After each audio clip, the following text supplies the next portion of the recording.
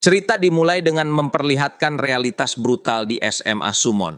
Di sudut kelas, seorang siswa yang tak berdaya menjadi bulan-bulanan kekerasan tanpa ampun. Seorang siswa bertubuh besar dengan kaos bertuliskan robok menghajar korbannya berkali-kali. Suara hantaman keras menggema disertai makian kasar, "Gua gebukin lu ntar." Siswa lain hanya menonton atau mengabaikan kejadian itu, seolah pemandangan darah dan kekerasan sudah menjadi sarapan pagi mereka. Di tengah kekacauan tersebut, kita diperkenalkan pada para raja sekolah yang duduk santai di bangku belakang kelas, menikmati tontonan itu sambil merokok dan bermain ponsel.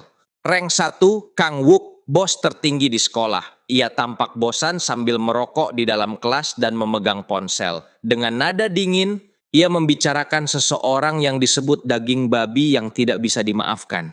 Namun ia mengakui bahwa target mereka, Park Song-hoon, bukan orang yang mudah dihajar. Rank 2, Yong Cheol, tangan kanan yang agresif.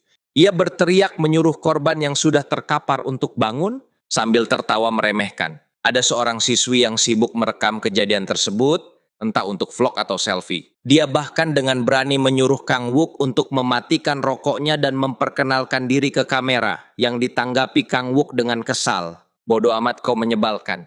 Para perundung itu tengah mendiskusikan rencana mereka untuk memberi pelajaran kepada seorang murid pindahan sepulang sekolah nanti. Suasana kelas mendadak berubah ketika pintu terbuka. Seorang siswa laki-laki berperawakan tinggi, tampan dan rapi masuk ke dalam kelas. Aura dan penampilannya seketika menarik perhatian seluruh isi kelas. Siswa bertubuh besar yang sebelumnya memukuli korban tampak terkejut dan berhenti sejenak. Bisik-bisik mulai terdengar. Para siswi perempuan terlihat terpesona, sementara para perundung menatapnya dengan tajam. Dialah murid pindahan yang sedang diincar oleh kelompok Kang Wook. Ia melangkah masuk dengan tenang, namun tatapan matanya menyiratkan bahwa ia bukan mangsa biasa. Ia masuk dengan santai, satu tangan di saku celana, seolah tak peduli pada atmosfer mencekam di ruangan itu. Si perundung kroco berjaket biru langsung menghampiri sang protagonis dengan sikap agresif. "Oi bocah, kok enggak tahu siapa kami?" gertaknya. Dengan wajah datar tanpa sedikit pun ekspresi takut, protagonis menjawab singkat, "Enggak, aku baru pindah hari ini." Merasa diremehkan oleh jawaban polos tersebut, si perundung kroco langsung naik pitam. "Hah, kau bermain-main denganku ya?" teriaknya sambil melayangkan pukulan ke arah wajah protagonis. Namun serangan itu justru menjadi kesalahan fatal. Dalam sekejap mata, protagonis menangkap kepalan tangan lawannya. Bukan sekadar menangkis, melainkan mencengkeramnya erat. Kerak, suara tulang bergeser terdengar nyilu. Protagonis memelintir jari-jari si perundung dengan kekuatan yang mengerikan. "Ah, ah." Si perundung berteriak kesakitan, matanya terbelalak, tubuhnya gemetar menahan rasa sakit luar biasa dari jari-jarinya yang dipatahkan. Sambil tetap memegang tangan lawannya yang meronta kesakitan, protagonis menatap lurus ke mata si perundung dan bertanya dengan nada datar, "Apa kau bosnya?" Si perundung yang mentalnya sudah hancur oleh rasa sakit itu langsung panik. Ia tidak ingin dihajar lebih lanjut. Tanpa ragu, ia mengkhianati pimpinannya sendiri. Dengan tangan gemetar, ia menunjuk ke arah belakang kelas. "Ah bangsat, aku bukan bosnya." Di sebelah sana, pria itu bosnya. Pria itu teriaknya histeris. Di bangku belakang kelas, Kang Wook, sang rank 1, masih duduk santai sambil menyaksikan pemandangan tersebut dengan wajah murka. Urat-urat di wajahnya menegang. Ia mengumpat dalam hati melihat anak buahnya yang begitu mudah menjual namanya. Bangsat, pengkhianat anjing. Setelah mendapatkan jawaban, protagonis tidak langsung melepaskan si perundung begitu saja. Ia mengayunkan tangannya lebar-lebar. Plak! Sebuah tamparan keras mendarat tepat di pipi si perundung. Tenaganya begitu besar hingga kepala si perundung terpelanting dan tubuhnya ambruk ke lantai, pingsan seketika. Siswa-siswa lain yang menonton hanya bisa melongok kaget melihat betapa mudahnya satu orang dilumpuhkan. Protagonis melangkahi tubuh si perundung yang terkapar di lantai, seolah-olah itu hanyalah gundukan sampah. Dia berjalan dengan tenang menuju bagian belakang kelas, tempat para penguasa sekolah duduk. Ia berhenti tepat di depan Kang Wook. Dengan tatapan yang seolah menantang maut, ia mengajukan pertanyaan yang sama, kali ini kepada sang predator utama. Apa kau bos sekolahan ini? Kang Wook menatap balik dengan aura membunuh yang kental. Wajahnya memerah menahan amarah yang siap meledak. Hah? Apa kau gila? Oi, pecundang, desisnya. Kang Wook, sang rank 1, masih duduk di kursinya dengan ekspresi meremehkan. Ia bahkan belum sempat berdiri sepenuhnya untuk merespons tantangan itu. Tiba-tiba, bug, tanpa peringatan atau aba-aba apapun, Kim Do-yul melayangkan tendangan keras tepat ke wajah Kang Wook. Tubuh bos sekolah itu terhempas ke belakang bersama kursinya, terjengkang dengan memalukan di hadapan anak buahnya sendiri. Kang Wook segera bangkit dengan wajah berlumuran darah dan harga diri yang hancur. Kau bangsat menyerangku dengan pukulan murah saat aku sedang duduk, teriaknya histeris. Ia langsung menerjang maju, mengayunkan tinjunya penuh amarah berniat menghabisi anak baru yang kurang ajar itu. Disinilah tampak jelas perbedaan kelas antara petarung jalanan sejati dan sekadar preman sekolah. Saat tinju Kang Wook melayang, Kim Do-yul hanya memiringkan kepalanya sedikit ke belakang. Serangan itu pun meleset telak. Sambil menghindar, Do-yul menyindir dengan nada dingin, "Kenapa kau duduk? Kau seharusnya bangun." Sebelum Kang Wook sempat menarik kembali tangannya, Do-yul sudah melancarkan serangan balasan. Bam! Sebuah pukulan telak mendarat di wajah Kang Wook, membuat wajahnya langsung penyok seketika. Do-yul tidak memberinya kesempatan bernapas. Ia melanjutkan kombinasinya dengan serangan lutut dan tendangan susulan yang mengirim Kang Wook terbang melintasi kelas. Tubuh besar Kang Wook menghantam dinding di bawah jendela dengan suara dentuman keras. Kaca jendela bergetar, debu beterbangan. Para siswa lain, termasuk trio minion berkacamata, hanya bisa melongo sambil bergumam. Sindiran nenek sulit dipercaya melihat raja mereka dihajar seperti boneka. Kang Wook berlutut di lantai. Darah mengucur dari hidung dan mulutnya. Tatapannya kosong akibat syok. Ia telah kalah sepenuhnya. Kim Do-yul berdiri di hadapannya, merapikan rambutnya yang sedikit berantakan, seolah baru saja menyelesaikan olahraga ringan. Do-yul menatap Kang Wook yang masih berlutut lalu berkata dengan nada datar, "Jangan terlalu membenciku. Kalau kau tidak terima, datang dan temui aku lagi." Anak laki-laki bernama Kim Do-yul. Di hari pertamanya bersekolah, ia telah melakukan sesuatu yang mustahil, menaklukkan seluruh sekolah. Suasana kelas yang semula hening mencekam perlahan berubah menjadi kekaguman. Seorang siswi cantik yang tadi merekam kejadian itu kini menatap Do-yul dengan wajah merona. Tangannya gemetar saat menggenggam ponsel. Dia ganteng banget batinnya, seketika melupakan mantan bosnya yang kini terkapar menyedihkan. Latar kemudian berpindah ke taman sekolah saat matahari terbenam. Seorang siswa berkacamata, korban perundungan, memberanikan diri mendekatinya, berharap Do-yul akan menjadi penyelamat mereka selanjutnya. Namun jawaban Do-yul justru mengejutkan. "Berapa banyak kalau mau membayarku?" Tanyanya santai sambil menatap siswa itu. Siswa berkacamata itu terkejut. "Hah? Uang?" Baginya, seseorang yang kuat biasanya bertindak karena rasa keadilan. Ia bahkan mengutip kalimat legendaris, "Dengan kekuatan yang besar datang tanggung jawab besar," kan? Namun Do-yul sama sekali tidak peduli pada moralitas semacam itu. Ia menjawab dengan nada dingin, "Kenapa sih ada peribahasa begitu? Aku baru lama di Korea, tapi kalau kau mau kekuatanku bayar." Do-yul menegaskan posisinya. Ia bukan pahlawan kesiangan. Ia adalah seseorang yang menjual kekuatannya. Jika tidak ada uang, maka ia tidak tertarik. "Lupakan omong kosong itu. Jadi kau mau bayar aku berapa? Kalau tidak aku pergi," ucap Do-yul sambil beranjak meninggalkan siswa itu. Melihat satu-satunya harapan hendak pergi, siswa berkacamata itu panik dan segera menghadang langkah Do-yul. "Oke, tunggu, tolong dengarkan dulu. Kau kemari juga melihatnya kan?" teriaknya.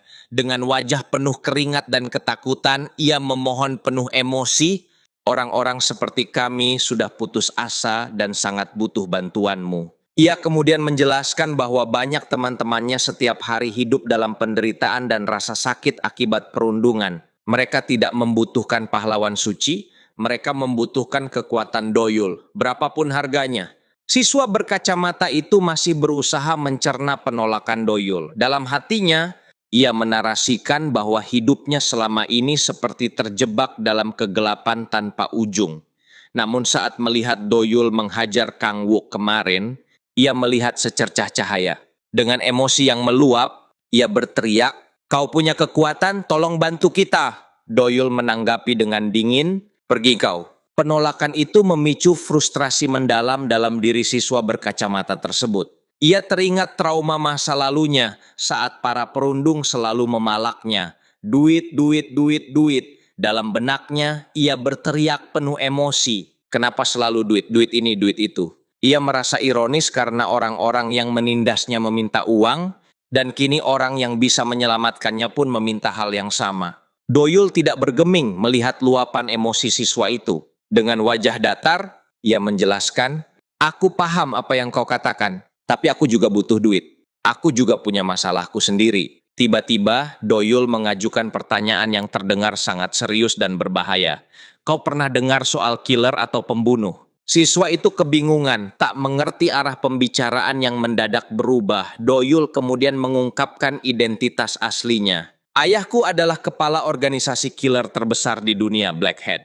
Saat siswa berkacamata itu menegang, membayangkan betapa berbahayanya sosok di hadapannya, Doyul justru melanjutkan dengan sebuah kelanjutan yang konyol dan membumi. "Beberapa waktu lalu, orang tuaku bercerai. Tak jauh dari mereka, siswi cantik yang sebelumnya merekam Doyul di kelas ternyata berada di dekat mesin penjual minuman. Diam-diam menguping percakapan tersebut. Wajahnya tampak kaget dan bingung mendengar rangkaian kata-kata aneh itu. Blackhead bercerai. Kim Doyul melanjutkan ceritanya dengan wajah datar. Ternyata ia bukan diusir, melainkan kabur. "Ayahku selalu membuat ibuku menangis," ujarnya. Karena tak terima melihat ibunya disakiti, Doyul membawa adiknya dan kembali ke Korea tanpa rencana yang matang. Dampaknya sangat fatal. Sang ayah, pemimpin organisasi pembunuh yang memiliki kekuasaan besar, murka besar, dia memblokir semua rekening atas nama kami, jelas Doyul. Doyul memiliki ambisi tinggi, ia ingin tinggal di tempat yang paling tinggi di Korea.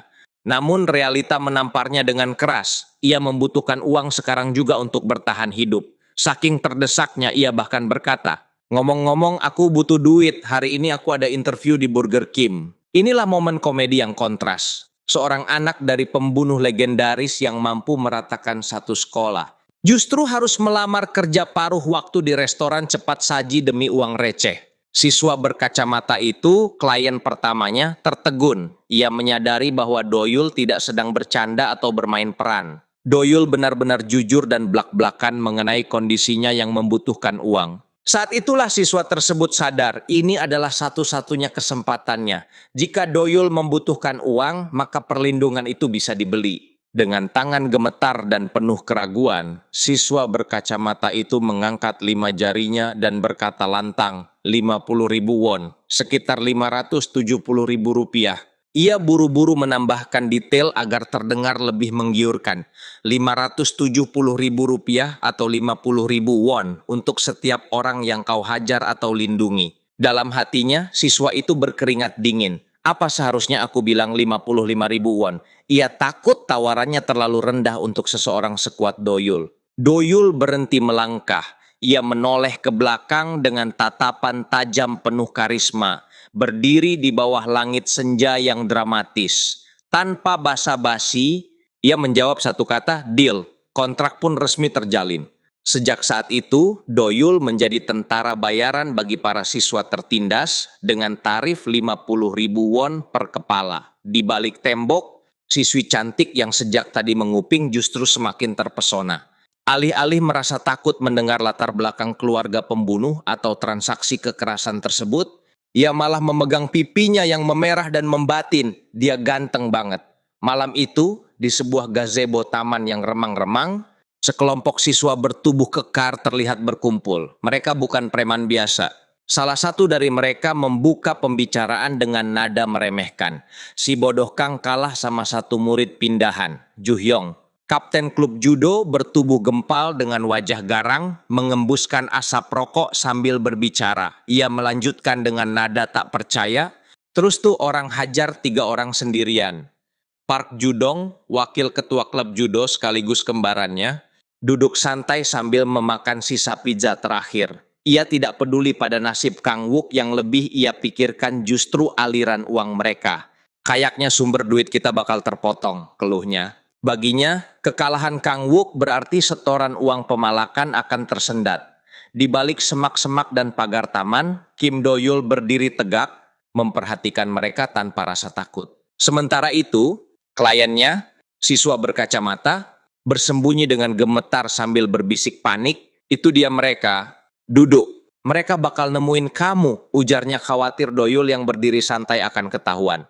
Si klien lalu menjelaskan fakta mengerikan tentang hierarki sekolah. Mereka berbahaya, level mereka jauh di atas Kang Wook. Ia bahkan menyebut Kang Wook hanyalah bos palsu. Klien itu menjelaskan bahwa si kembar judo, Ju-yong dan Park Ju-dong adalah penguasa sebenarnya. Mereka sengaja bersembunyi di balik layar dan menjadikan Kang Wook sebagai wajah kejahatan mereka agar rekam jejak tetap bersih. Tujuannya licik, supaya mereka bisa terus melangkah sebagai atlet nasional tanpa tercoreng skandal perundungan, sambil tetap menikmati uang hasil perasan dari para siswa lemah. Sebuah kilas balik memperlihatkan kekejaman si kembar. Mereka bahkan memalak dan mengancam Kang Wook jika setoran kurang. Kang Wook, duitnya kurang, lu cari mati, ancam mereka tanpa ampun. Mereka digambarkan seperti vampir yang menghisap darah siswa lain lewat perantara, menikmati keuntungan tanpa harus mengotori tangan sendiri. Setelah mendengar penjelasan panjang lebar itu, Do-yul sama sekali tidak tampak gentar, apalagi tersulut rasa keadilan. Ia hanya memastikan satu hal yang relevan dengan pekerjaannya yang baru. Sambil menatap dingin ke arah gazebo, ia bertanya, "Jadi aku harus bertarung lawan mereka kan?" Bagi Do-yul, keberadaan bos asli ini hanya berarti satu hal, ladang bisnis baru. Semakin banyak bos yang dihajar, semakin banyak lembaran 50.000 won yang bisa ia kumpulkan. Di sisi lain, Taman, Seol Minah, siswi cantik yang sebelumnya merekam kejadian di kelas, sedang duduk bersama temannya. Ia memutar ulang rekaman suara Do-yul saat mengucapkan kata deal di ponselnya. Wajahnya merona hebat. Bagaimana bisa? Suaranya sangat seksi, gumamnya pelan. Ia benar-benar terpesona pada Do-yul. Namun kesenangan Minah terusik ketika salah satu dari si kembar judo bertubuh gempal menyadari keberadaannya. "Apa yang kau tatap sebegitunya? Tunjukin ke opa juga, kek kekeh," godanya dengan wajah menyeramkan sambil terus memakan pizza. Seol Minah mencoba mengelak dengan canggung. "Ah, tentu saja enggak mau. Kau kan sudah berjanji padaku buat berhenti merokok," ucapnya. Berusaha mencari alasan agar tidak diganggu. Namun respon si judo bertubuh gempal itu jauh di luar dugaan dan terasa brutal. Ia tidak peduli Minah perempuan ataupun cantik. "Kau jalang. Kau pikir bisa ngomong ke aku kayak gitu? Aku biarin kau cuma karena kau cantik?" Kekeke. Tiba-tiba, pam, sebuah tendangan keras menghantam tubuh si gempal. Minah terpental, minumannya tumpah ke tanah. Temannya hanya bisa berteriak ketakutan, "Kia!" Si gempal judo terkapar akibat serangan tersebut. Saat akhirnya melihat wajah Do-yul dengan jelas, amarahnya justru meledak. Bukan karena bisnisnya terganggu, melainkan karena alasan yang sangat pribadi dan konyol.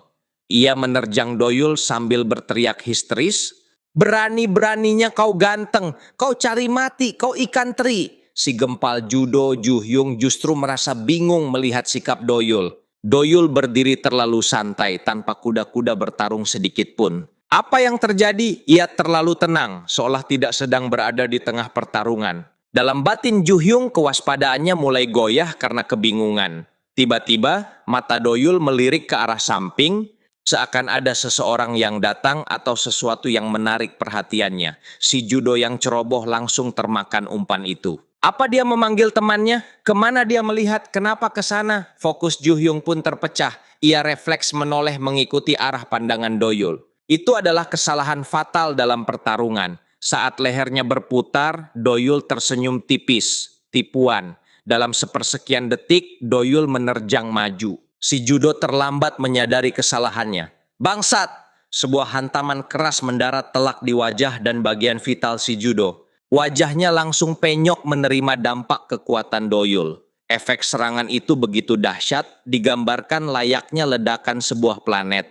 Tubuh besar si judo terhempas jauh ke belakang dan ambruk tak berdaya. Do-yul berdiri tegak di atas tubuh lawannya yang sudah tak sadarkan diri. Aura biru seakan menyelimutinya. Inilah kisah penaklukan tentang bagaimana ia melangkah menjadi orang terkuat di dunia. Doyul baru saja menumbangkan salah satu penguasa sekolah hanya dengan satu tipu daya sederhana dan satu pukulan.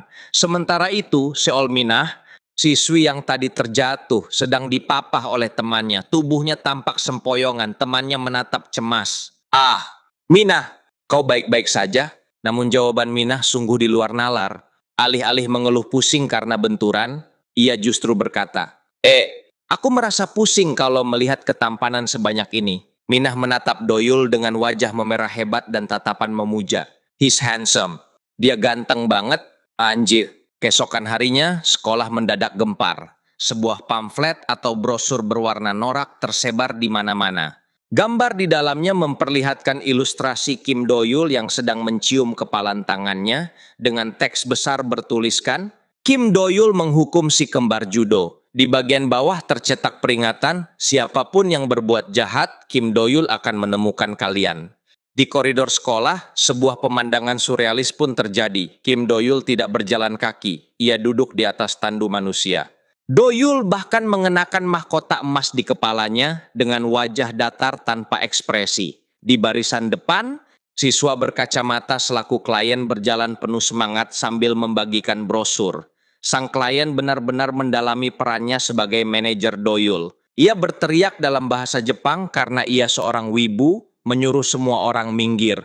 Sambil membelah kerumunan siswa, ia menjelaskan kepada Doyul bahwa ini adalah strategi show of force atau unjuk kekuatan untuk menakuti sisa-sisa anak buah si kembar yang masih bersembunyi di kelas-kelas. Sementara itu, seluruh siswa menatap dengan campuran rasa takut dan kagum. Doyul sama sekali tidak peduli pada reputasi atau rasa hormat saat duduk di atas tandu manusianya. Lakukan apa saja yang kalian mau, aku tidak peduli. Toh aku dibayar, gumamnya santai.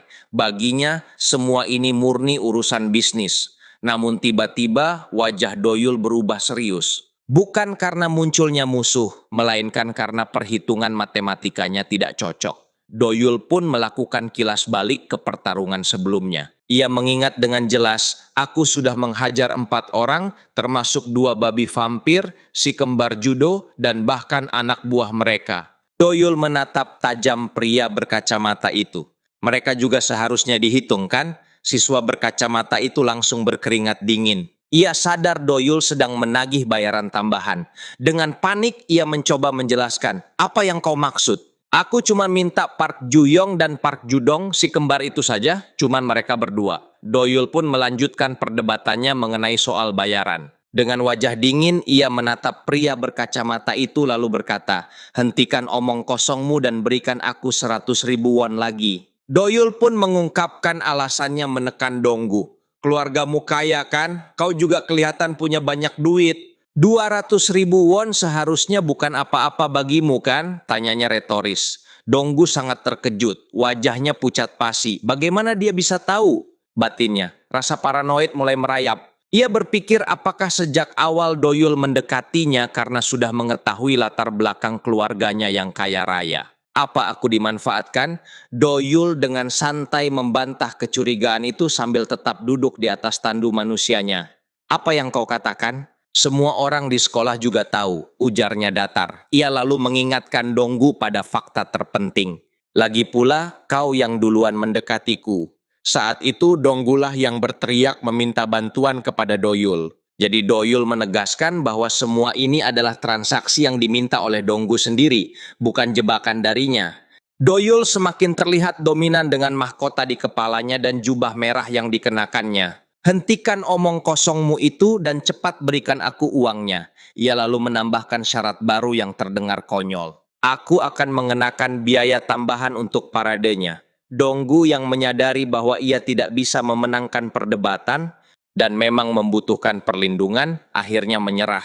Ia kembali tersenyum canggung sambil membuat gestur oke dengan tangannya. Oke? Strategi penyebaran brosur Donggu pun berhasil total. Di salah satu ruang kelas, Minah tampak menatap lekat-lekat selebaran itu, lalu bertanya kepada Yesol yang sedang mengecat kuku. Bagaimana mungkin seseorang bisa sesempurna ini? Yesol menjawab santai. Serius, dia pasti sangat tampan. Di setiap sudut sekolah, para siswa membicarakan selebaran bertuliskan Kim Doyul akan menghukum si kembar judo. Yesol yang masih sibuk berdandan ikut berkomentar tentang bagaimana semua orang kini hanya menatap selebaran itu. Mendengar ucapan Yesol dan melihat siswi lain juga mengagumi foto Doyul, ekspresi Minah berubah drastis menjadi mengerikan. Tiba-tiba ia berdiri kasar dari kursinya. Sambil memukul kursi, ia berteriak dengan wajah garang, "Siapa jalang yang berani melirik foto suamiku?" Ternyata, dalam imajinasinya, Minah sudah mengklaim Kim Doyul sebagai suaminya.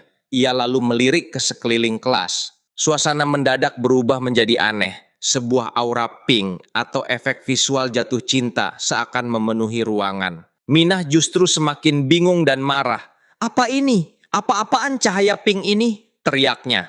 Tak lama kemudian, Minah meledak di tengah kelas dengan aura api membara seolah menyelimuti tubuhnya. "Semuanya berhenti! Apa kalian sudah gila?" bentaknya. Ia mulai berkeliling kelas dan merampas semua selebaran Doyul dari tangan siswi lain. Ia tidak terima ada wanita lain yang menyimpan foto suaminya. "Taruh selebaran itu sekarang juga, dasar jalang sialan," perintahnya keras.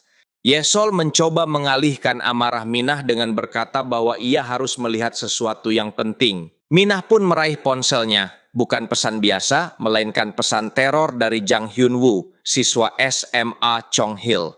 Isi pesannya sangat mengerikan dan cabul. "Apa kau sedang menguji kesabaran opa lagi? Angkat teleponnya sebelum aku membantai semua bangsat dari SMA Sumon." Wajah Minah seketika pucat pasi. Latar berpindah ke sebuah gang kumuh. Terlihat seorang pemuda berjaket putih duduk santai sambil merokok. Dialah Jang Hyun-woo dari SMA Chong Hil. Doyul berdiri di atas atap gedung bersama Donggu. Donggu memberitahu Doyul, "Targetmu hari ini adalah pria itu. Dia bawahan PG Cheol, raja dari South Seoul, dan anggota eksekutif dari 12 nation, 12 negara." Doyul tampak bingung. "Apa itu 12 nation?" Donggu menunda penjelasannya dan menyuruh Doyul untuk fokus pada musuh yang ada di depan mata terlebih dahulu. Donggu melanjutkan informasinya sambil memperingatkan bahwa Jang Hyun-woo bukan preman jalanan sembarangan. Prestasinya mencakup 3 kali juara turnamen tinju amatir dengan kekuatan fisik dan insting membunuh yang jauh melampaui orang biasa. Bahkan si kembar judo, Ju Hyung dan Park Judong, jika bertarung bersama tidak akan memiliki peluang untuk mengalahkannya. Artinya, musuh kali ini jauh lebih kuat dibanding bos SMA Sumon yang baru saja ditaklukkan Doyul. Namun, Doyul menanggapi seluruh peringatan Donggu itu dengan sikap yang sangat santai. "Aku memenangkan pertarungan melawan mereka kok," ujarnya enteng, merujuk pada kemenangannya atas si kembar judo. Mendengar itu, Donggu semakin frustrasi. Ia berteriak, "Tolong serius dikit." Donggu lalu menjelaskan apa yang sebenarnya membuat Jang Hyun-woo begitu ditakuti. Bukan hanya tinjunya, melainkan mentalitasnya. Hal yang benar-benar mengerikan dari Jang Hyun-woo adalah kekejamannya. Ia berada di level yang berbeda. Begitu ia menandaimu, ia akan menghantuimu dan terus mendorongmu hingga batas kemampuanmu sampai kematian terasa seperti pilihan yang lebih baik. "Aku akan mengawasi dari sini dan kalau ada yang berjalan salah, aku akan langsung melaporkannya ke polisi." Kalimat itu menunjukkan betapa berbahayanya Jang Hyun-woo, sampai-sampai melibatkan polisi menjadi satu-satunya jalan keluar jika Doyul kalah. Di dalam gang, situasi semakin rumit. Ternyata Kang Wook, mantan bos SMA Sumon yang sebelumnya dikalahkan Doyul, juga berada di sana bersama Jang Hyun-woo. Kang Wook mencoba menyalahkan Minah atas semua yang terjadi. "Kalau saja kau mengangkat teleponku saat aku menyuruhmu," ucapnya dengan wajah lebam dan tampak menyedihkan. Dia mencoba bernegosiasi dengan logika pengecut. "Semua akan baik-baik saja kan? Teman-temanmu tidak akan terluka kan?" Namun kenyataan menampar Kang Wook tanpa ampun. Dia sudah bukan siapa-siapa lagi. Sejak dikalahkan murid pindahan, Minah menegaskan dengan nada dingin, "Jangan bicara denganku." Hyun-woo lalu mengalihkan seluruh perhatiannya kepada Minah. Dia mulai berakting seolah-olah pria baik yang sedang memohon. Ia berlutut, merapatkan kedua tangannya dalam posisi memelas. "Minah, lihat aku sampai memohon seperti ini. Oke, pergilah kencan denganku. Cukup 3 kali saja," ucapnya dengan nada dibuat-buat. Seketika ekspresi Hyun-woo berubah drastis, menjadi sangat menyeramkan dan mesum dengan mata melotot dan lidah menjulur.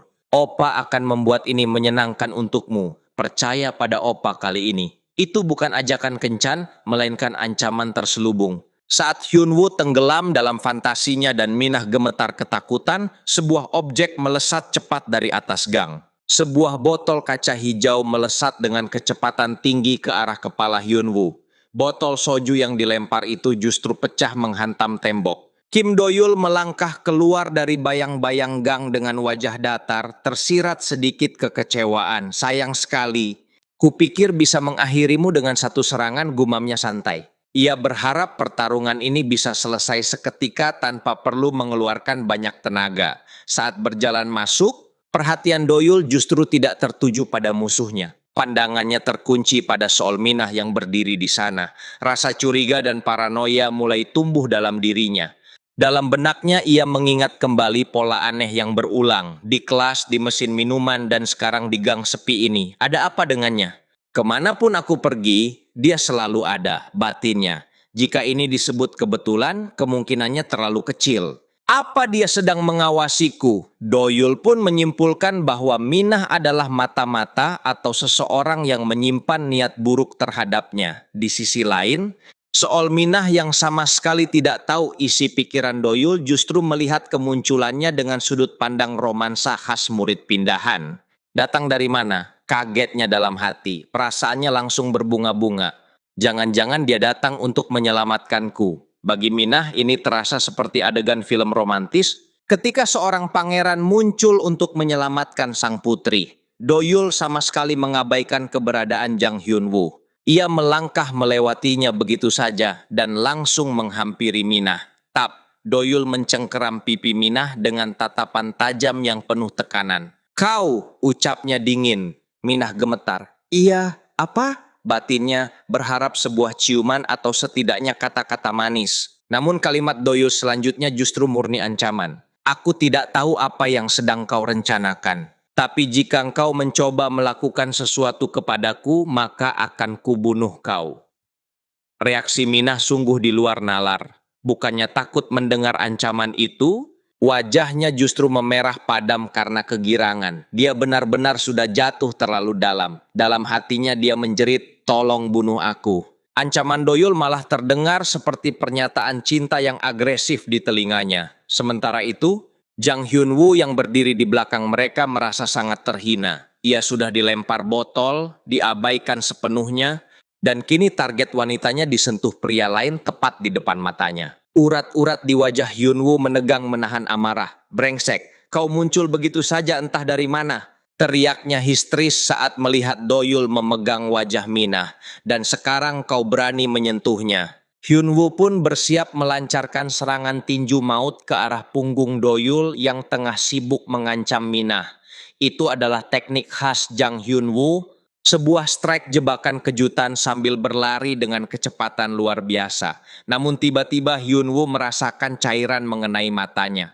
Dia panik dan mundur, bertanya-tanya dalam hati apakah itu cairan kimia berbahaya karena sensasinya terasa aneh. Do-yul menjelaskan dengan nada datar, kau akan mengejutkan orang kalau tiba-tiba menyergap mereka. Dan kalau aku terlalu terkejut, bisa saja aku meludahimu. Hyunwoo makin kebingungan melihat Do-yul kini memegang sebuah kursi. Do-yul memanfaatkan momen itu. Sambil melompat, dia mengucapkan singkat, tipuan. Tangan kirinya menghantam wajah Hyunwoo dengan keras. Hyunwoo yang sudah babak belur kini benar-benar murka. Dia bangkit sambil berteriak histeris, sialan, aku akan membunuhmu bangsat. Lalu menyerang kembali seperti babi buta. Namun Do-yul tetap jauh lebih tenang. Dia merendahkan tubuhnya untuk menghindari pukulan liar Hyunwoo, lalu melancarkan serangan balasan yang telak. Sebuah hantaman kuat membuat Hyunwoo terangkat ke udara sebelum terhempas keras. Hyunwoo mendarat dengan susah payah, menatap lawannya dengan pandangan goyah. Situasi kini sepenuhnya berada dalam kendali Do-yul. Hyunwoo sudah tak berdaya, berlutut di tanah sambil batuk-batuk dan mengeluhkan sesak napas. Aku tidak bisa bernapas. Do-yul kemudian mengambil sebuah kursi kecil, menghentakkannya ke tanah, lalu duduk santai di depan Hyunwoo yang telah kalah. Dia tampak berpikir sejenak, berusaha mengingat instruksi yang sebelumnya diberikan Donggu kepadanya. Apa yang dia suruh aku katakan tadi? Setelah bergumam singkat, akhirnya dia mulai menyampaikan pidato kemenangannya. Namun bukannya memberi nasihat bijak, Yang keluar justru ancaman dingin yang mengerikan. Hei, kau pembuli sialan, jangan macam-macam dan hiduplah dengan tenang. Jika kau terus bertingkah dan tertangkap olehku lagi, maka semua orang yang kau cintai akan kuseret semuanya. Aku akan mencabik-cabik mereka lalu membunuhmu. Mengerti? Mendengar ancaman Doyul, teman-teman sekelompok Hyunwoo hanya bisa melongo ketakutan tanpa berani bersuara. Sementara itu, Minah tampak bersandar di dinding bata dengan pencahayaan ungu remang-remang yang dramatis. Dengan pose berlebihan dan wajah memelas, ia menutup mulutnya dengan satu tangan, seolah sangat terpukul oleh kekerasan yang terjadi di hadapannya. Dengan nada melankolis, dia bergumam lirih seakan-akan dialah pusat dari seluruh konflik ini. Tolong jangan bertarung demi diriku. Ia lalu melanjutkan ratapannya dengan ekspresi sendu. Ya ampun, betapa kejamnya lingkungan masyarakat ini. Keesokan harinya, Latar berpindah ke sebuah gym yang terlihat suram dan brutal. Di tempat itu, tampak pemandangan mengerikan ketika seseorang dimasukkan ke dalam samsak tinju dan dihajar tanpa ampun hingga berlumuran darah. Di tengah latihan intens tersebut, seorang pria berotot bernama Im Jong Beom melepas sarung tangannya sambil mendengarkan laporan dari anak buahnya. Kabar yang diterimanya sungguh mengejutkan. Jang Hyunwoo telah dikalahkan oleh anak-anak dari SMA Suwon, bahkan sampai harus dilarikan ke rumah sakit. Mendengar kabar itu, Jong Beom tertawa dengan nada meremehkan. Ia sama sekali tidak percaya Jang Hyunwoo bisa kalah secara adil. Dalam benaknya, anak-anak SMA Suwon pasti telah mengeroyoknya bersama-sama. Bagi Jong Beom, mereka hanyalah sekelompok bajingan pengecut yang nekat mencoba melakukan pemberontakan. Rasa tertantang perlahan berubah menjadi dorongan untuk memberi pelajaran ulang. Dengan senyum menyeringai yang kejam, Jong Beom akhirnya memutuskan untuk turun tangan. Sepertinya aku harus menghabisi mereka lagi setelah sekian lama. Hah, ucapnya dingin. Cerita berlanjut di sebuah aula olahraga tempat Jong Beom, peringkat 4 SMA Ilgyong, mengumpulkan pasukannya untuk melakukan pengecekan. Suasana terasa tegang ketika ia menyadari barisan anak buahnya tidak lengkap. Kang Wook dengan gugup melaporkan alasan ketidakhadiran anggota lain. Bos kelas 2, Park Song Yun, dikabarkan masuk rumah sakit karena alasan konyol tertangkap mencuri babi tumis pedas di kantin. Mengenai hal itu, Jong Beom sama sekali tidak peduli. Namun, ia langsung menanyakan keberadaan si kembar judo. Bawahan itu dengan suara gemetar menjawab bahwa kedua saudara kembar tersebut juga sedang dirawat di rumah sakit akibat sebuah kebakaran. Mendengar alasan itu, Jong Beom merasa dirinya sedang dipermainkan. Ia tidak percaya dan menganggap bawahannya sedang melontarkan lelucon murahan. Jong Beom melangkah mendekat, menepuk-nepuk kepala bawahan itu dengan kasar, lalu berkata dingin, "Kau pikir aku sedang bercanda ya? Dan bercandaanmu lucu sekali, brengsek." Dalam hatinya ia merasa sangat kesal dan terhina. Setahun berada di bawahku, sialan. Yang penting hanya jago berkelahi, bukan etika atau tata krama. Kesabaran Jong Beom akhirnya habis. Ia langsung melayangkan pukulan telak ke ulu hati Kang Wook. Kang Wook memuntahkan darah sambil rambutnya dijambak kasar, tubuhnya sudah tak berdaya. Jong Beom menatapnya dengan dingin lalu bertanya, "Kedengarannya lucu, ya? Kau mau kuhajar lagi?" Setelah menghantam Kang Wook hingga ia muntah darah akibat ocehannya sendiri, Jong Beom bersiap melayangkan pukulan berikutnya. Namun, tangannya terhenti di udara ketika Kang Wook berteriak panik, "Siswa pindahan!" Dengan wajah pucat dan keringat bercucuran, Kang Wook menjelaskan bahwa semua kesialan yang menimpa anggota mereka bukanlah kebetulan, melainkan ulah satu orang yang sama. Park Song Yun dan si kembar judo, insiden babi tumis pedas di kantin, serta kebakaran yang membuat si kembar dirawat di rumah sakit. Semuanya disebabkan oleh siswa pindahan tersebut. Ia juga menegaskan bahwa kekalahan Jang Hyunwoo dari SMA Chongil pun terjadi karena orang yang sama. Mendengar laporan itu secara utuh, suasana hati Jong Beom berubah drastis. Ia tidak lagi marah pada bawahannya, melainkan justru merasa tertarik pada tantangan baru ini. Sambil menyeringai dengan sorot mata yang mengerikan, ia bergumam pelan, "Siswa pindahan." Di sisi lain, Minah terlihat sedang memandangi ponselnya dengan wajah tersipu malu. Ia mengakui bahwa dirinya sangat lemah terhadap wajah tampan dan target kebucinannya saat ini adalah Doyul yang baru saja menghebohkan satu sekolah. Ia merekam Doyul saat sedang makan, mengagumi ketampanannya dari sudut samping, sementara imajinasinya mulai melayang liar. Saat membayangkan Doyul mengancamnya dengan kata-kata kasar seperti kau mau kubawa ke tempat sepi dan kuhabisi, Minah justru salah paham dan menganggap ajakan ke tempat sepi itu sebagai sesuatu yang romantis. Ia membayangkan skenario kencan impian di bioskop dan memutuskan bahwa klub penggemar film adalah tempat yang sempurna untuk berduaan dengan pujaan hatinya. Ketika guru bertanya siapa yang ingin mendaftar ke klub penggemar film, siswi itu dengan percaya diri mengangkat tangan dan berteriak, "Aku!" sambil terus membayangkan masa depan romantis berdua saja. Namun ia terkejut setengah mati. Ternyata banyak siswi lain juga mengangkat tangan dan berteriak, "Aku!" secara bersamaan. Guru pun ikut terperanjat melihat antusiasme kelas yang tiba-tiba meledak untuk klub film tersebut. Menyadari rencananya untuk berduaan terancam gagal, wajah siswi itu perlahan berubah menyeramkan. Ia tidak terima ada saingan. Mereka ini sudah gila atau apa? Berani-beraninya mereka mengincar klub penggemar film, batinnya dengan tatapan kosong. Amarahnya pun meledak di dalam hati. Ini milikku, milikku. Kalian pikir bisa merebut sesuatu yang sudah menjadi milikku? Cerita berlanjut keluar kelas, di mana Kim Doyul duduk santai sambil meminum jus kemasan bersama Donggu. Meski terlihat santai, Doyul sebenarnya sedang dalam mode serius. Pikirannya tertuju pada organisasi bernama Black Hat dan kecurigaannya terhadap Minah. Dalam benaknya Doyul berpikir, aku tidak pernah melihatnya di Black Hat. Ini mencurigakan. Apa ayahku yang mengirim dia? Saat Donggu bertanya ia bergabung klub apa, Doyul menjawab singkat dengan nada dingin, klub penggemar anime. Dengan wajah kesal sambil meremas kemasan camilannya, Donggu berteriak dalam hati, cowok tampan dan terkenal seperti dia tidak boleh masuk. Bajingan tidak tahu malu. Ia merasa Doyul akan mencuri wilayahnya. Bagi Donggu, tempat itu adalah area suci sekaligus perlindungan bagi para otaku. Saat Kim Doyul sedang berdebat sengit dengan Donggu yang mempermasalahkan anggota klub anime soal anime Zero, gerombolan Jong Beom tiba di lokasi. Jong Beom melangkah mendekat sambil memastikan targetnya, lalu berkata dingin, jadi bajingan itulah yang menghajar Jang Hyun Woo. Tiba-tiba Kim Doyul berdiri dengan sentakan keras. Ia langsung berlari kencang ke arah barisan para preman tersebut. Donggu justru tertegun melihat Doyul berlari begitu saja dan berteriak panik. Kau mau kemana? Kau marah? Ya? Melihat Doyul berlari ke arah mereka, Kang Wook langsung panik dan berpikir, dia maju begitu melihat kami, dia mau menyerang lebih dulu.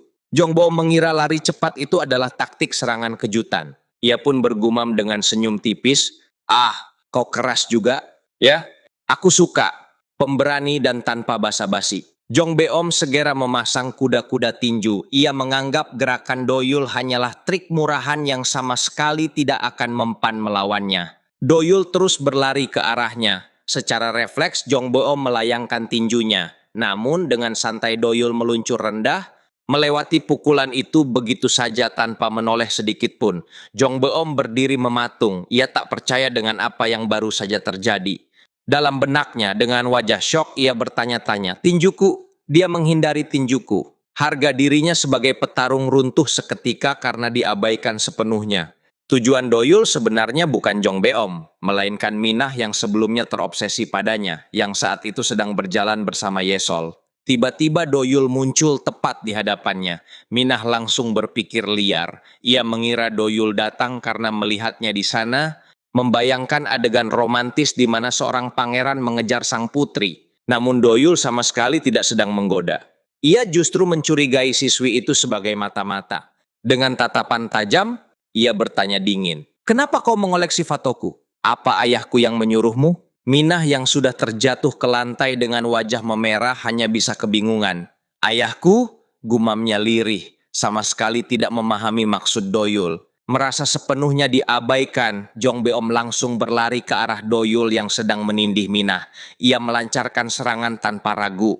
Doyul segera mencengkeram lengan Minah dan berguling untuk menghindari pukulan Jong Beom. Dalam posisi duduk, Doyul menatap Jong Beom dengan serius lalu berkata dingin, si botak ini kenapa? Kau seharusnya kabur saat aku melepaskanmu. Meski kau memohon sekalipun, aku tidak akan melepaskanmu. Serangan yang meleset ditambah provokasi Doyul membuat Jong Beom semakin murka. Ia kembali mengayunkan tinjunya bertubi-tubi. Namun Doyul dengan mudah menghindari setiap serangan tersebut. Saat Doyul bersiap melancarkan serangan balasan, keberuntungan berpihak pada Jong Beom. Wang Ducheol, guru pengawas SMA Sumon, tiba-tiba muncul dan menghentikan kegilaan itu. Jong Beom tampak sangat kesal. Dalam hatinya ia mengumpat, Pak tua ini selalu datang di waktu yang tepat untuk menghancurkan segalanya. Sambil bersiap pergi, Jong Beom mendekatkan wajahnya, memberikan teror mental terakhir. Ini belum berakhir ya, sampai jumpa sepulang sekolah. Dengan penuh percaya diri, Jong Beom bersama kroco-kroconya berbalik badan, mengira Doyul akan gemetar ketakutan menunggu nasibnya nanti sore. Namun mereka salah besar. Saat punggung musuhnya lengah, Doyul bangkit. Tanpa peringatan, sebuah pukulan mendarat telak di leher Jong Beom. Tubuhnya langsung terkapar, matanya memutih. Ia sama sekali tidak menyangka serangga yang ia anggap remeh justru bisa mematikan. Aura di matanya berubah total. Doyul hanya mengucapkan 3 kata dingin kepadanya. Bacotmu banyak juga. Satu sekolah seketika terguncang. Wajah Pak Guru, Donggu, bahkan Minah, semuanya membeku tak percaya dengan apa yang baru saja terjadi. Donggu sangat paham arti pukulan barusan itu. Dalam hatinya ia berteriak, "Gila, kau sudah kelewat batas. Kerokoknya saja belum beres, tapi kau malah menantang final bosnya langsung." Ia tahu tindakan nekat Doyul baru saja membuka gerbang neraka. Dan benar saja, jauh dari sekolah, di sebuah markas yang suram, kita pun diperkenalkan pada sosok iblis yang sebenarnya. Namanya Im Jong Chan, peringkat 2 dari SMA Ilgyong. Ia menyiramkan air panas mendidih ke tubuh tawanan seolah sedang menyiram tanaman.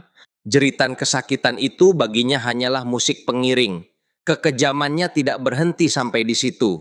Ia mencengkeram wajah gadis yang ketakutan itu, menariknya mendekat, lalu menahan bara rokok yang masih panas hanya beberapa milimeter dari matanya. Dengan nada santai yang justru terasa mengerikan, ia berbisik, "Aku memberimu makan, memberimu tempat tinggal, dan kau berani kabur. Bukankah aku sudah bilang akan mencungkil matamu?" Namun penyiksaan itu terhenti oleh dering telepon. Sebuah informasi sampai ke telinganya. Jong Beom berada di SMA Sumon. Seringai perlahan muncul di wajahnya. Sang predator akhirnya menemukan jejak mangsanya.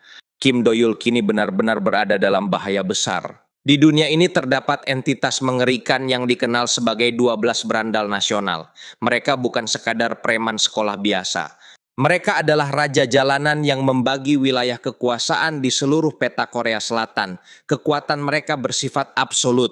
Mereka bisa menghabisi siapapun, kapanpun, dan dimanapun. Donggu panik setengah mati karena Doyul baru saja menyulut api perang dengan organisasi raksasa tersebut. Ia berteriak histeris, "Kau sadar apa yang baru saja terjadi? Divisi polisi pertama sedang menuju ke sini. Kalau yang datang cuma bawahan masih bisa ditangani, tapi kalau Jin Songil yang muncul, kita tamat."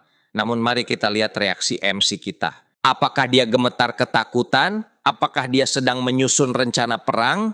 Tidak sama sekali, ia justru sibuk mengepel lantai. Ternyata sudah seminggu ini Doyul terjebak menjadi cleaning service dadakan di toilet lantai 2. Di saat orang lain diliputi ketakutan akan kematian, dia justru menggerutu. Tugas berandal macam apa ini? Capek doang. Bagi Kim Doyul, gelar mentereng 12 berandal nasional sama sekali tidak berarti apa-apa. Sambil memeras kain pel, ia berkata dengan nada santai, "Jujur saja, di mataku mereka cuma preman biasa." Merasa terganggu oleh ocehan Donggu tentang gaji, tunjangan, dan pesangon geng yang jujur saja terdengar sangat absurd, kesabaran Doyul akhirnya habis. "Hei, pergi sana, aku lebih mending kerja paruh waktu daripada dengar omong kosongmu." Baru saja Donggu hendak menarik napas lega, mimpi buruknya kembali dimulai. Sepulang sekolah ia dicegat, kali ini bukan oleh buli kacangan. Lihat saja orang berjaket itu, senyumnya terasa palsu dan menyeramkan. Sambil merangkul leher Donggu, ia bertanya dengan nada manis yang berbisa. Temanmu yang sok jagoan tadi mana?" Donggu diseret ke gang sepi. Ia dikepung dan coba tebak siapa yang muncul lagi. Si botak berjaket hijau. Ternyata dia belum kapok. Dengan dendam kesumat, ia membentak, Kalau lu nggak tahu, telepon sekarang. Donggu atau kepala lu gua belah.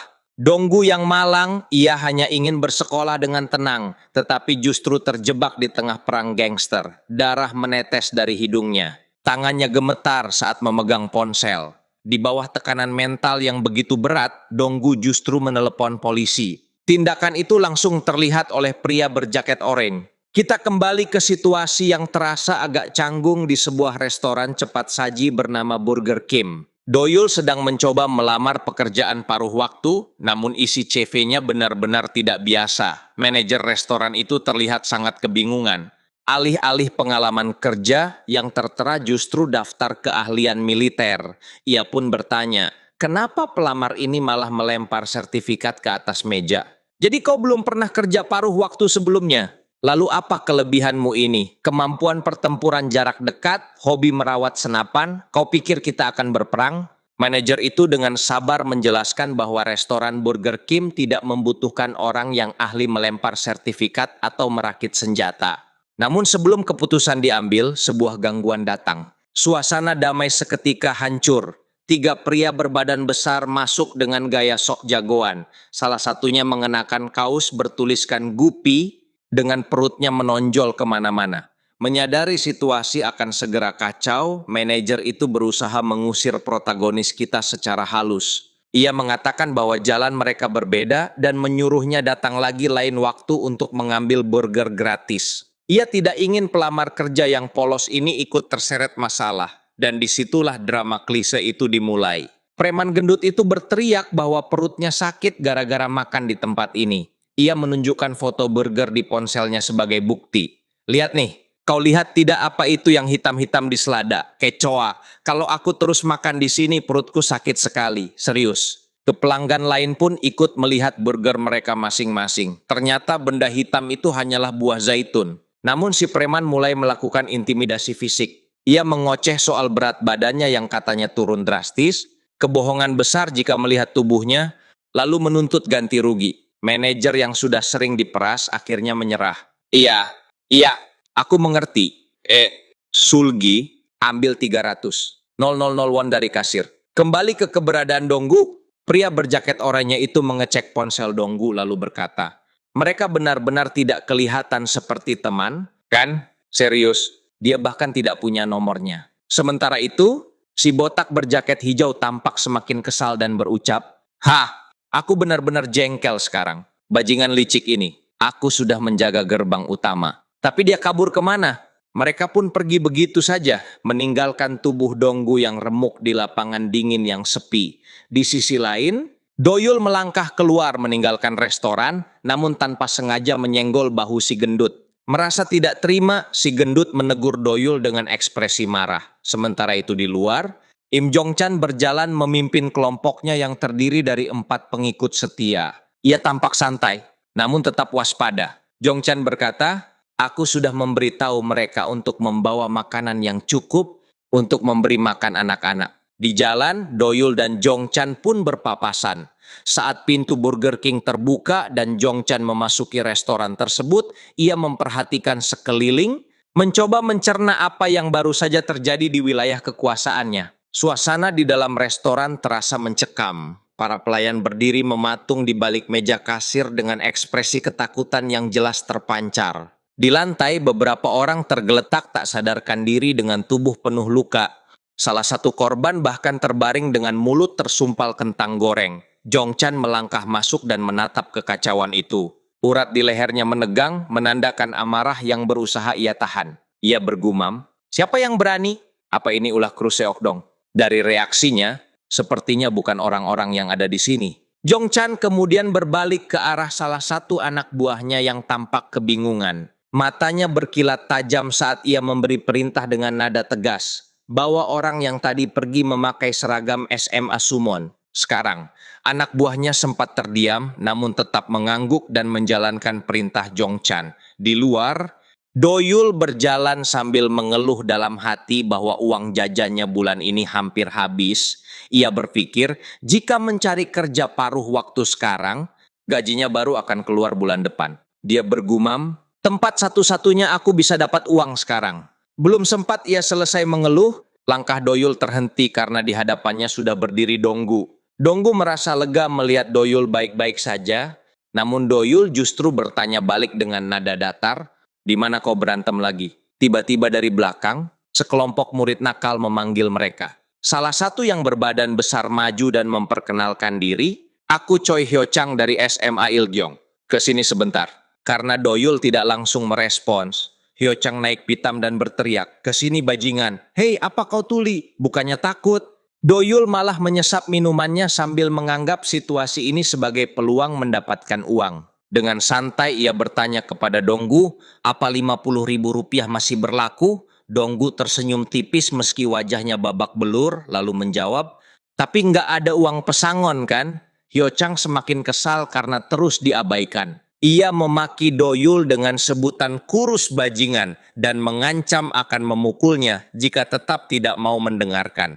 Karena kesabarannya habis, Hyo Chang melayangkan pukulan besar ke arah Doyul, namun Doyul menghindari serangan itu dengan sangat tenang. Sambil tetap memegang gelas minumannya, ia justru menyiramkan isi minuman itu ke wajah Hyo Chang untuk mengacaukan pandangannya. Memanfaatkan celah tersebut, Doyul maju dan membanting Hyo Chang ke tanah dengan sangat keras hingga lawannya menjerit kesakitan. Setelah Hyo Chang terhempas, Doyul melancarkan pukulan bertubi-tubi ke wajahnya. Hyo Chang pun langsung tak sadarkan diri, matanya terbalik, membuat teman-temannya terperangah dan diliputi ketakutan. Sambil merapikan rambutnya, menghela napas, lalu menatap teman-teman Hyo Chang, Doyul bertanya kepada Donggu, "Masih ada bonus kinerja, kan?" Di sebuah minimarket, keduanya terlihat sedang menikmati mie instan di depan bangunan itu. Doyul mencampurkan dua jenis mie, yakni gancampong pedas dan japageti, yang ia sebut sebagai sebuah mahakarya legendaris bernama Ganpageti.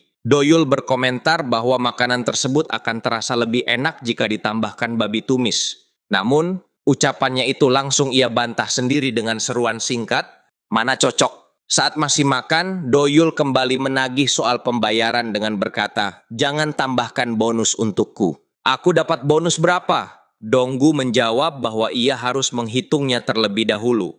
Doyul kemudian mengajukan permintaan yang mengejutkan, yakni sebesar 5 juta won. Tentu saja hal itu membuat Donggu terkejut hingga matanya terbelalak. Dengan wajah yang dingin namun penuh keseriusan, Doyul berjanji, "Dalam seminggu Ilgyong bakal kuhancurkan." Dalam santapannya, Donggu sempat terdiam mematung, lalu tertawa terbahak-bahak dan menganggap semua itu tak lebih dari sekadar omong kosong Doyul. Doyul mengungkapkan bahwa ia telah menyelidiki latar belakang siswa tersebut. Ia menyebutnya sebagai anak sultan dan merasa heran mengapa orang sekaya itu justru membiarkan dirinya dihajar setiap hari. Doyul pun mempertanyakan alasan Donggu tidak memilih untuk pindah sekolah saja. Ia juga tak habis pikir mengapa orang tua Donggu sama sekali tidak bereaksi meski anak mereka terus-menerus pulang dalam keadaan terluka. Donggu kemudian menjawab bahwa orang tuanya tidak berada di Korea. Sambil beranjak berdiri, Doyul melanjutkan ucapannya dengan nada tegas, "Berhentilah dihajar habis-habisan seperti orang tolol." Doyul lalu mengambil makanan yang telah mereka beli dan berpamitan kepada Donggu. Donggu pun melambaikan tangannya sambil berkata, "Sampai jumpa besok, Doyul. Hati-hati di jalan." Saat Doyul berjalan pulang, ia berpapasan dengan Yasol dan Minah di jalan. Minah tampak terkejut dan menyebut pertemuan itu sebagai sesuatu yang tidak terduga. Doyul hanya merespon singkat dengan berkata, "Hade." Sementara itu, di sisi lain tampak beberapa anggota geng terkapar di tanah setelah kalah dalam pertarungan. Jong Chan berdiri di atas mereka dengan tangan yang masih mengepal kuat. Jong Chan berteriak dengan penuh amarah sambil memanggil nama Park Kang Wook. Ia memerintahkan anak buahnya agar segera menghubungi Kang Wook dari SMA Somun saat itu juga. Sementara itu, Kang Wook yang sedang berada di kamar mandi tampak sangat tertekan dan frustrasi sambil menggenggam ponselnya. Dengan suara keras, ia berteriak, "Kenapa kalian menggangguku lagi?" Sekolah ini dikenal sebagai salah satu dari 3 sekolah paling terkenal dengan anak-anak nakalnya di seluruh Seoul. SMA Ilgyong menguasai wilayah barat daya Seoul. Mayoritas murid di sana memiliki catatan kejahatan atau merupakan anak bermasalah yang tak bisa diterima di sekolah biasa. Ada pula beberapa siswa yang terpaksa masuk ke sana semata-mata karena kondisi mereka yang tidak memiliki pilihan lain. Kedisiplinan nyaris tidak ada sama sekali. Murid-murid sudah terbiasa merokok di dalam ruangan, bahkan tersedia ruangan khusus merokok bagi para siswa. Guru-guru di SMA Ilgyong menerima sogokan atau suap dari para murid dan sebagai imbalannya, mereka menutup mata terhadap berbagai tindakan ilegal yang dilakukan oleh murid-muridnya. Ada rumor kuat bahwa kepala sekolah Ilgyong adalah seorang mantan gangster. Masalah paling krusial di SMA Ilgyong bukan sekadar kenakalan remaja biasa, melainkan keberadaan kelompok bernama 12 Nations. Kelompok ini dipimpin oleh sosok yang sangat ditakuti bernama PG Cheol. Ia adalah sosok yang menyatukan faksi-faksi di Ilgyong yang sudah lama terpecah dengan cara kekerasan, bahwa ia menarik uang dengan cara apapun yang meliputi pencurian motor, penipuan asuransi, kejahatan seks remaja, pengerasan terhadap restoran, pengancaman dan lain sebagainya, bahwa ia sangat brutal. Bahkan ada rumor bahwa ia sudah pernah membunuh. Itu semua cerita Donggu kepada Doyul. Doyul melirik ke arah Donggu dan mempertanyakan bagaimana Donggu mempunyai masker yang aneh seperti itu. Donggu yang sedikit kesal dan kaget menjawab, "Kau sadar kita berjalan menuju apa dan kenapa kau membawa senjata?" Sambil melanjutkan langkahnya, Doyul menjawab bahwa senjatanya hanya peluru karet, lalu tubuhnya adalah barang sekali pakai. Semakin sering digunakan, maka hasilnya akan semakin baik. Doyul juga menyinggung perihal 5 juta won miliknya. Donggu langsung menyangkal sambil berkata, yang benar saja, jangan membicarakan hal yang tidak masuk akal." Donggu, yang masih mengenakan maskernya, mengajak Doyul untuk pulang karena SMA Ilgyong terkenal sangat kejam. Bahkan pihak kepolisian pun malas menanggapi kasus-kasus yang terjadi di SMA Ilgyong. Dengan wajah santai sambil melirik senjatanya, Doyul menjawab bahwa hal itu justru lebih bagus. Tak lama kemudian, langkah mereka pun terhenti. Doyul melihat dan mendatangi 2 orang murid yang tampak seperti preman sekolah. Dengan nada dingin, ia bertanya, "Hei, kau PG Cheol?" 2 murid itu merasa terganggu sekaligus heran. Mereka mengomentari seragam SMA Somun yang dikenakan Doyul dan menganggapnya sebagai orang asing gila karena berani menyebut nama PG Cheol. Tanpa banyak bicara, Doyul langsung melancarkan serangan taktis menggunakan senjatanya. Ia menembakkan peluru karet tepat ke arah wajah murid berambut merah. Tembakan itu begitu cepat hingga membuat si perundung langsung berteriak kesakitan. Murid lainnya yang mengenakan jaket krem mencoba menyerang balik karena marah melihat rekannya dilukai. Doyul kembali menunjukkan kemampuan bela diri yang matang. Ia menggunakan kakinya untuk menangkis serangan tersebut, lalu melancarkan balasan dengan menghantam bahu lawannya menggunakan badan senjatanya hingga tulangnya patah. Murid yang memakai jaket krem itu pun terlihat berguling di tanah sambil berteriak kesakitan, jari kakiku! Jari kakiku." Doyul kemudian menindih tubuh lawan yang mengenakan jaket krem tersebut dan menodongkan moncong senjatanya tepat ke arah wajah, atau lebih tepatnya ke arah mata lawannya. Dengan tatapan mata yang sangat tajam dan mengintimidasi, sang protagonis memberikan perintah singkat namun tegas, "Panggil PG Cheol." Jong Beom tampak sedang duduk di sebuah meja sambil memegang kaleng minuman. Wajahnya terlihat kesal, sementara para siswa lain mengantre untuk menyerahkan uang. Dalam batinnya, Jong Beom mengumpat, "Dasar bajingan licik. Kepalaku masih nyut-nyutan. Seandainya saja tidak ada setoran hari ini, aku pasti sudah mengejar dia. Serius, bajingan itu memang beruntung sekali." Mendengar suara gaduh dari luar, seseorang bertanya dengan nada kesal, "Ada apa lagi ini? Suara dar-der-dor apaan sih?" Seorang siswa berjaket oranye masuk dengan terburu-buru dan tampak sangat panik. Siswa berjaket oranye itu berkata, "Jong Beom, gawat." Jong Beom pun melirik sedikit ke belakang sambil bertanya, "Apaan? Bos tiba-tiba datang atau apa?" Siswa berjaket oranye itu menjawab dengan gugup, kemarin itu, bajingan dari Sumon." Mendengar siapa yang datang, Jong Beom langsung memperlihatkan wajah yang sangat murka. Di sebuah lapangan bola, terlihat Kang Wook yang sudah babak belur, sementara Jong Chan tampak mengangkat sebuah telepon. Karena suara dari seberang telepon tidak terdengar jelas, Jong Chan berteriak, "Hei, brengsek, ngomong yang benar. Dalam diamnya, Kang Wok berbicara dalam hati. Tidak, sialan. Mau mata-mata kek atau apapun, demi Tuhan, dasar goblok, semua ini tidak ada hubungannya denganku. Kembali ke SMA Ilgyong. Terlihat para murid sudah terkapar di berbagai sudut. Doyul telah memasuki lorong kelas dan tanpa sengaja bertemu dengan dua orang siswi. Dengan wajah polosnya, Doyul bertanya kepada kedua siswi tersebut, "Kau Piji Cheol?" Jelas dua gadis itu membantahnya, dan Donggu mengatakan bahwa Piji Cheol itu cowok. Tiba-tiba pandangan Doyul teralihkan saat ada benda yang melesat ke arahnya. Tentu hal itu dengan mudah dihindari oleh Doyul. Ternyata yang melempar sesuatu itu adalah Jong Beom. Dengan memegang kepala dan wajah seramnya, Jong Beom berkata, "Bajingan ini kayaknya tidak gila. Deh, dia kayaknya benar-benar gila. Kau ini siapa sih? Kau mau cari mati ya? Kau sengaja masuk ke kandang macan?" Doyul mengarahkan senjata ke arah kerumunan. Membuat mereka ketakutan setengah mati hingga menutupi wajah mereka. Namun saat pelatuk ditarik, suaranya hanya klik. Dengan santainya, ia mengatakan bahwa pelurunya sudah habis lalu melemparkan senjatanya. Hal ini memancing amarah luar biasa Jong Beom. Tanpa lama-lama, Jong Beom langsung berlari dan mengayunkan pukulan. Hal itu dengan mudah dihindari oleh Doyul. Sambil menghindar, Doyul mengeluarkan sesuatu dari jaketnya. Dengan wajah yang marah dan serangannya dihindari, Jong Beom bergumam dalam hati. "Sekarang apa yang kau rencanakan? Omong kosong macam apa yang ingin kau lakukan?" Tiba-tiba, Doyul melayangkan lututnya ke arah perut Jong Beom. Dengan wajah dingin, Doyul berkata, "Fake out." Guru baru bernama Ha Jungju menemukan banyak murid terkapar bersimbah darah di pavilion sekolah. Alih-alih panik, guru pria yang bersamanya justru mengatakan bahwa kejadian seperti ini sudah biasa. Guru senior itu mengingatkan adanya perintah dari kepala sekolah agar tidak ikut campur dalam urusan para murid. Ia menyatakan bahwa dirinya belum pernah melihat kejadian separah ini sejak insiden Piji Cheol.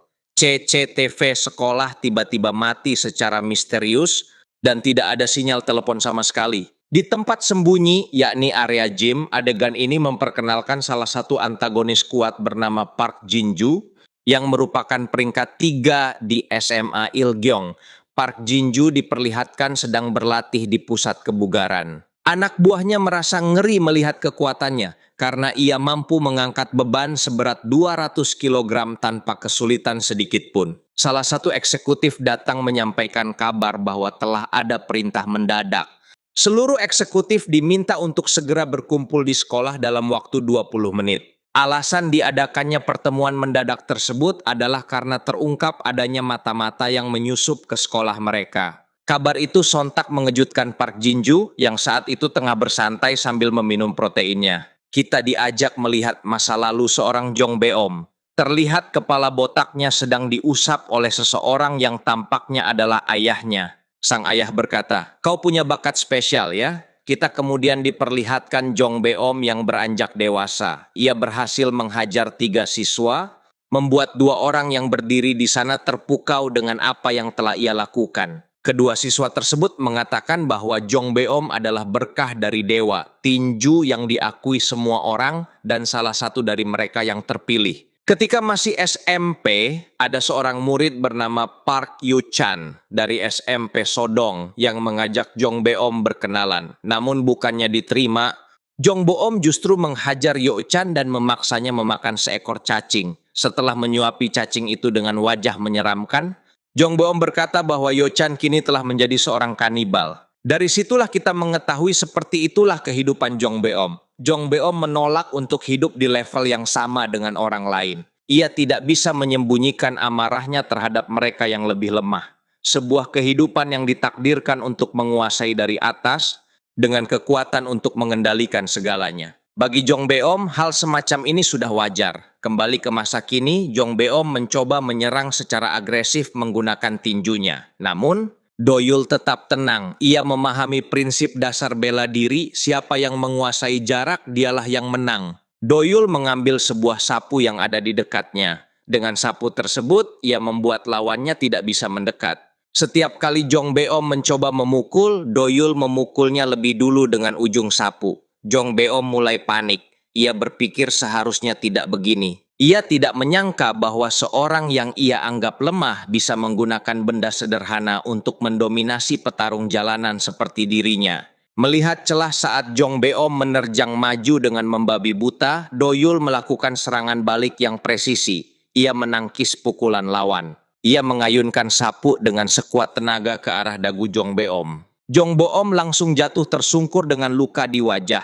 Ketika tersungkur, tiba-tiba sebuah tendangan menyerang ke arahnya. Namun, dengan refleks yang masih bagus, Jong Beom langsung menghindari tendangan itu. Setelah menghindari serangan dari Doyul, Jong Beom dengan wajah yang sudah berkeringat dingin bergumam dalam hati. Sialan, apa-apaan ini? Bajingan ini berasal dari mana? Aku bahkan belum pernah mendengar namanya dan dia baru saja melancarkan soccer kick dengan kecepatan tinggi. Dengan tubuh yang mulai bergetar ketakutan, Jong Beom melanjutkan gumamannya. Tendangan barusan itu, dia benar-benar berniat untuk menumbuhku. Gumaman dan lamunan Jong Beom pun terpecah ketika Doyul berkata, "Responsmu bagus juga. Aku sebenarnya berniat untuk membuatmu cacat." Doyul dengan santai sambil memainkan sapunya melanjutkan perkataannya. "Aku sudah pernah bilang kan memohon tidak akan membantu. Kau sudah mampus saat pertarungan ini dimulai." Lalu wajah Doyul berubah menjadi ganas dan penuh intimidasi saat ia berkata, "Aku akan mengincar kakimu, untuk sementara kau tidak akan bisa berjalan." Mendengar ancaman Doyul, Jong Beom terdiam membeku sambil berkata dalam hati, "Apa? Apa yang kau katakan? Dasar serangga tanpa nama. Berani-beraninya kau. Memangnya kau tahu aku ini siapa? Sampai berani bertingkah seperti ini, memangnya kau tahu kau sedang berada di mana?" Amarah yang semula tertahan pun meledak. Jong Beom berteriak, "Kau sudah gila ya, sampah." Sambil berkata demikian, ia mengayunkan pukulan ke arah Doyul. Namun meski Jong Beom melancarkan uppercut dan pukulan samping secara beruntun, semuanya dapat dihindari Doyul dengan mudah. Dengan tenang, Doyul membaca celah. Awalnya ia menyerang ke arah wajah Jong Beom, lalu menghantam tubuhnya bertubi-tubi, dan ditutup dengan pukulan penuh tenaga ke arah perut Jong Beom hingga tubuhnya terpental jauh. Pemandangan itu membuat anak buah Jong Beom melongo ketakutan melihat apa yang dilakukan Doyul terhadap Jong Beom.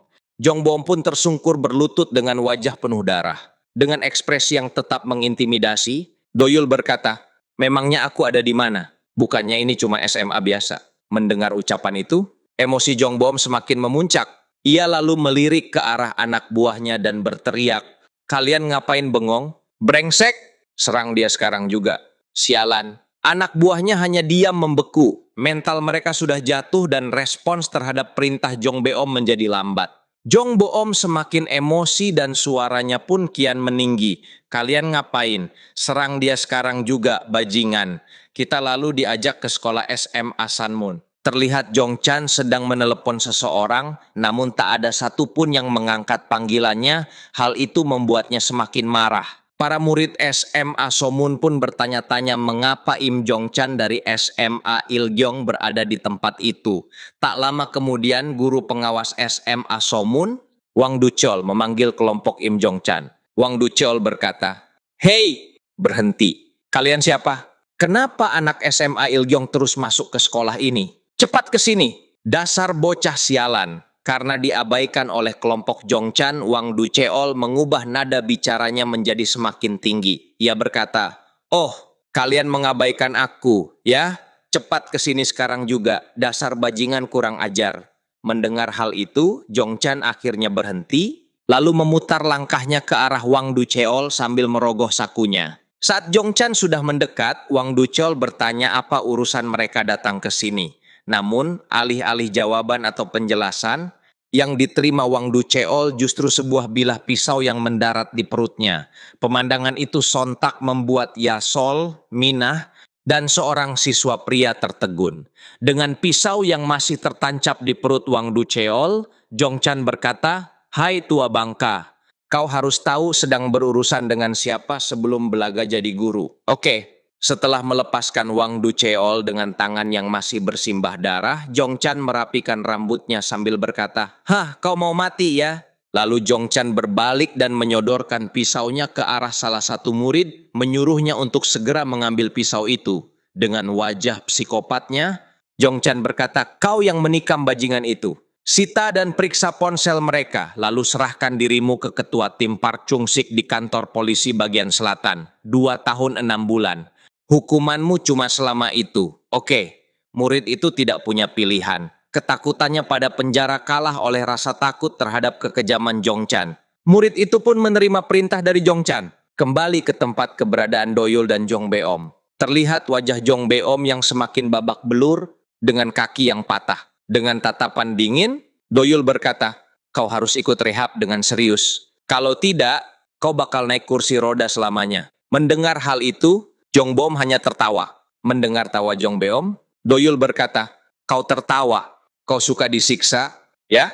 Tanganmu juga mau kupatahkan. Dengan sisa-sisa tenaga, Jong Beom berkata, kau tidak tahu apa yang baru saja kau lakukan. Memangnya kau tahu bos kami itu seperti apa? Namanya Piji Cheol. Kau mungkin akan mati karena ini. Tidak, kau pasti akan mati. Dengan wajah yang masih dingin tanpa rasa takut, Doyul berkata, "Hah, bodoh amat." Jadi Piji Cheol ada di mana? Tiba-tiba seseorang menyerang wajah Doyul. Namun serangan itu dengan mudah ditahan oleh kedua tangan Doyul. Ternyata yang menyerang itu adalah Park Jinju. Park Jinju yang sudah melepaskan bajunya menjawab, "Iya, kita diajak ke sebuah dermaga di Busan." Terlihat 3 orang yang sudah berlumuran darah tergantung di sana. Salah satunya adalah Nampo Urim. Peringkat 4, Kang Deok Chun. Lalu terlihat seseorang berambut panjang yang sedang mengangkat telepon sambil berkata, siapa namanya tadi? Kim Doyun? Kembali ke pertarungan antara Park Jinju dan Doyul. Doyul melawan Park Jinju seolah sedang bermain-main. Ia menyemprotkan cairan pembersih kaca ke arah wajah Jinju hingga membuat matanya perih. Akibat ulah Doyul, Jinju semakin kesal dan melancarkan serangan. Namun serangan itu dengan mudah dihindari oleh Doyul. Setelah kembali menghindari serangan Jinju, Doyul membentangkan kain lap lalu menyabetkannya ke arah wajah Jinju. Mendapat perlakuan seperti itu, Jinju semakin emosi. Ia bergumam, sialan, apa-apaan yang ada di depanku ini alat pembersih kaca. Sambil terus mengayunkan serangan, Jinju berkata, cara bertarungmu kotor sekali, bajingan pengecut. Namun lagi dan lagi, Doyul dengan mudah menghindari setiap serangan yang dilayangkan Jinju. Tidak berhenti sampai di situ, Jinju juga mulai mengayunkan kakinya. Namun tetap saja Doyul mampu menghindarinya. Setiap serangan selalu meleset, membuat Jinju semakin kesal. Ia bergumam dalam hati. Bajingan ini seperti nyamuk mengeluarkan suara dengung dan lihai menghindar. Tapi pada akhirnya dia cuma seekor nyamuk. Aku cuma perlu satu serangan saja. Namun gumamannya terhenti ketika tiba-tiba seutas kain melesat ke arahnya. Ternyata kain itu mengenai lengan Jinju dan melilitnya. Tanpa basa-basi, Doyul menarik kain tersebut dan melayangkan lutut tepat ke wajah Jinju hingga tubuh Jinju terdorong mundur 2 langkah. Hal itu membuat amarah Jinju semakin memuncak. Jinju berniat menangkap Doyul, namun Doyul kembali mampu menghindar saat posisi Jinju seperti sedang memeluk. Dengan santai, Doyul berdiri di hadapannya sambil menyodorkan penyemprot kaca dengan wajah seolah tidak memiliki dosa. Doyul berkata, tembak! Ketika cairan itu masuk ke arah hidung Jinju, Doyul tidak melewatkan kesempatan. Ia mengayunkan pukulan tepat ke arah dagu Jinju hingga Jinju mundur 3 langkah. Sambil menstabilkan tubuhnya, Jinju kembali bergumam dalam hati. Seandainya saja ada dewa pengecut, dia pasti orangnya. Tidak bisa dimaafkan. Memangnya kau tahu berapa banyak protein yang sudah kukonsumsi sampai sekarang? Kau pikir aku bakal tertipu trik murahan seperti ini? Dengan emosi yang sudah memuncak, Jinju berlari ke arah Doyul. Namun yang ada di hadapannya hanyalah jaket biru milik Doyul. Namun tiba-tiba, Jinju menerima tendangan penuh tenaga dari Doyul hingga tubuhnya terhempas ke belakang. Anak buahnya hanya diam membeku ketakutan, karena orang sekuat Jinju saja tidak mampu berkutik di hadapan Doyul. Saat Jinju hendak mengoceh kembali, Doyul tanpa basa-basi berlari ke arahnya dan melayangkan lutut tepat ke wajah Jinju. Apa yang dilakukan Doyul membuat si jaket oranye terjatuh lemas. Dalam hatinya, ia berkata, bahkan Jinju Hyung tidak bisa melakukan apa-apa. Cuma kapten yang bisa melakukan hal semacam ini. Bajingan ini sebenarnya siapa? Doyul melihat Jinju sudah tidak sadarkan diri. Lalu, dengan gaya dramatis dan sedikit lebay, Doyul merapikan rambutnya sambil berkata, Adegan pertama selesai. Tentu saja kalimat itu langsung disanggah oleh Donggu. Donggu berkata, apa maksudmu adegan pertama selesai? Doyul menjawab, kita sudah mengalahkan PG Cheol. Berikan aku R00500. 000 lewat transfer. Donggu membalas, sudah kubilang dia bukan PG Cheol. Sambil mengambil senjatanya dan beranjak pergi, Doyul berkata, dia kan sudah mengaku. Kenapa kau malah protes? Malam pun tiba di SMA Ilgyong. Terlihat rombongan Im Jong-chan sampai di sekolah dan mendapati Jong Beom serta Jinju terkapar tak sadarkan diri. Tentu saja hal itu membuat Im Jong-chan marah dan frustrasi. Keesokan harinya di ruang klub pencinta anime terlihat para wibu berkumpul. Seorang siswa culun berkata, Pak Ducheol masuk rumah sakit. Pelakunya Im Jong-chan dari SMA Ilgyong kan? Dia tiba-tiba muncul dan membuat kegaduhan di sekolah. Katanya dia sedang mencari Doyul. Mendengar hal itu, Donggu terkejut karena yang datang adalah Im Jong-chan. Sambil makan dengan wajah santai, Doyul merespons, dia tidak akan muncul lagi karena kita sudah mengalahkan PG Cheol. Semuanya bakal berakhir kalau pemimpinnya kalah. Donggu langsung protes. Dalam protesnya, ia berkata, sudah kubilang orang itu bukan PG Cheol. Yang lebih penting lagi, ini kan akhir pekan. Kau dapat makanan itu dari mana? Doyul yang terus makan menjawab, di kantin staff. Lagi dan lagi Donggu memprotes. Ia berkata, kenapa kau makan itu? Makannya di kelas pula. Makanan itu kan untuk guru yang bertugas di akhir pekan. Donggu yang sudah risau berkata, kayaknya semua masalah ini karena ulah kita deh. Karena kita datang ke Ilgyong dan bikin masalah. Kita sebaiknya menjenguk Pak Ducheol. Pulang, ini kan salah kita. Kau ikut, kan? Doyul dengan cuek menjawab. Ogah, mendengar jawaban itu, Donggu menjadi marah dan berkata, kenapa? Ini kan salah kita. Oh, yang benar saja. Kau harus datang. Aku takut jalan sendirian. Tiba-tiba Minah datang dan berkata, bagaimana kalau aku juga ikut? Melihat kedatangan Minah, Donggu langsung protes. Kau ada urusan apa di perkumpulan orang di klub pencinta anime? Padahal pakaianmu lebih cocok masuk klub penggemar film. Setiap klub kan punya aturan berpakaian.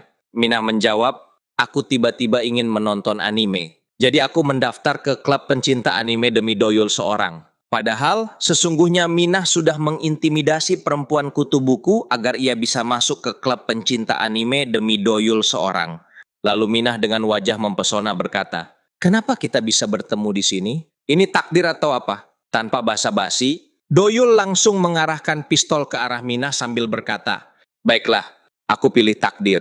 Bukannya takut, Minah justru semakin terpesona dan berkata, pistol cinta? Ya Tuhan. Melihat Doyul mengeluarkan senjata, murid-murid culun lainnya ikut terkesima. Murid gendut berkata, wow, Glock G26. Gila. Doyul, apa aku boleh menyentuhnya sekali saja? Doyul menjawab singkat, 2, 0001 sekali sentuh.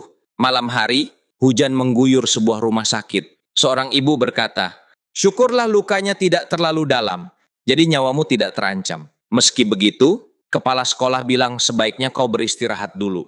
Wang Ducheol sambil menutup wajahnya menjawab, beristirahat, UTS sebentar lagi dimulai. Luka seperti ini bukan apa-apa. Sampaikan pada mereka kalau aku akan kembali minggu depan. Istri Wang Ducheol berkata, kebiasaan burukmu itu tidak pernah berubah. Memangnya kau masih muda? Kesombonganmu itu, kau kira kau baik-baik saja.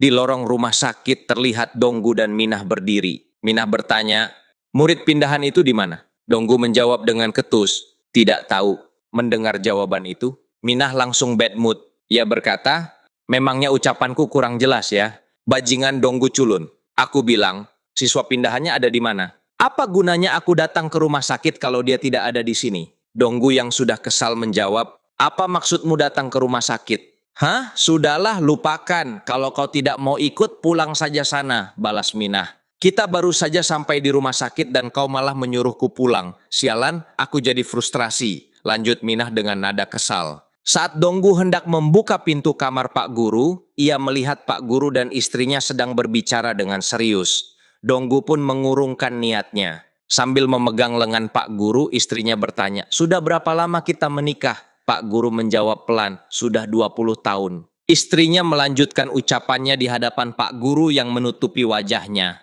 Kau pikir aku tidak mengenalmu? Kenapa kau selalu memendam semuanya sendirian? Kau akan tersiksa seperti ini. Pada saat itu, Doyul juga datang ke rumah sakit dengan sebuah bingkisan di tangannya. Di benaknya terlintas ingatan ketika Pak Guru pernah menghukumnya karena menghajar Jong Beom. Setelah menjatuhkan hukuman kepada Doyul untuk membersihkan toilet siswa di lantai 2 selama 2 minggu dan menyuruhnya pergi, Pak Guru tiba-tiba menahan langkah Doyul. Saat Doyul menoleh, Pak Guru berkata, "Kau tinggal bersama ibu dan adikmu, kan?" Doyul pun memutar tubuhnya sepenuhnya menghadap Pak Guru. Pak Guru melanjutkan ucapannya, "Berarti kau yang menjadi kepala keluarga. Meskipun kau tidak pandai belajar, jangan sampai membuat masalah." Kemudian Pak Guru menyerahkan secarik kertas kepada Doyul sambil berkata, "Tunggu apa lagi? Ambil ini nomor ponselku. Hubungi aku kalau kau butuh orang dewasa." Setelah itu, Pak Guru membenarkan rompi Doyul dan tersenyum tipis.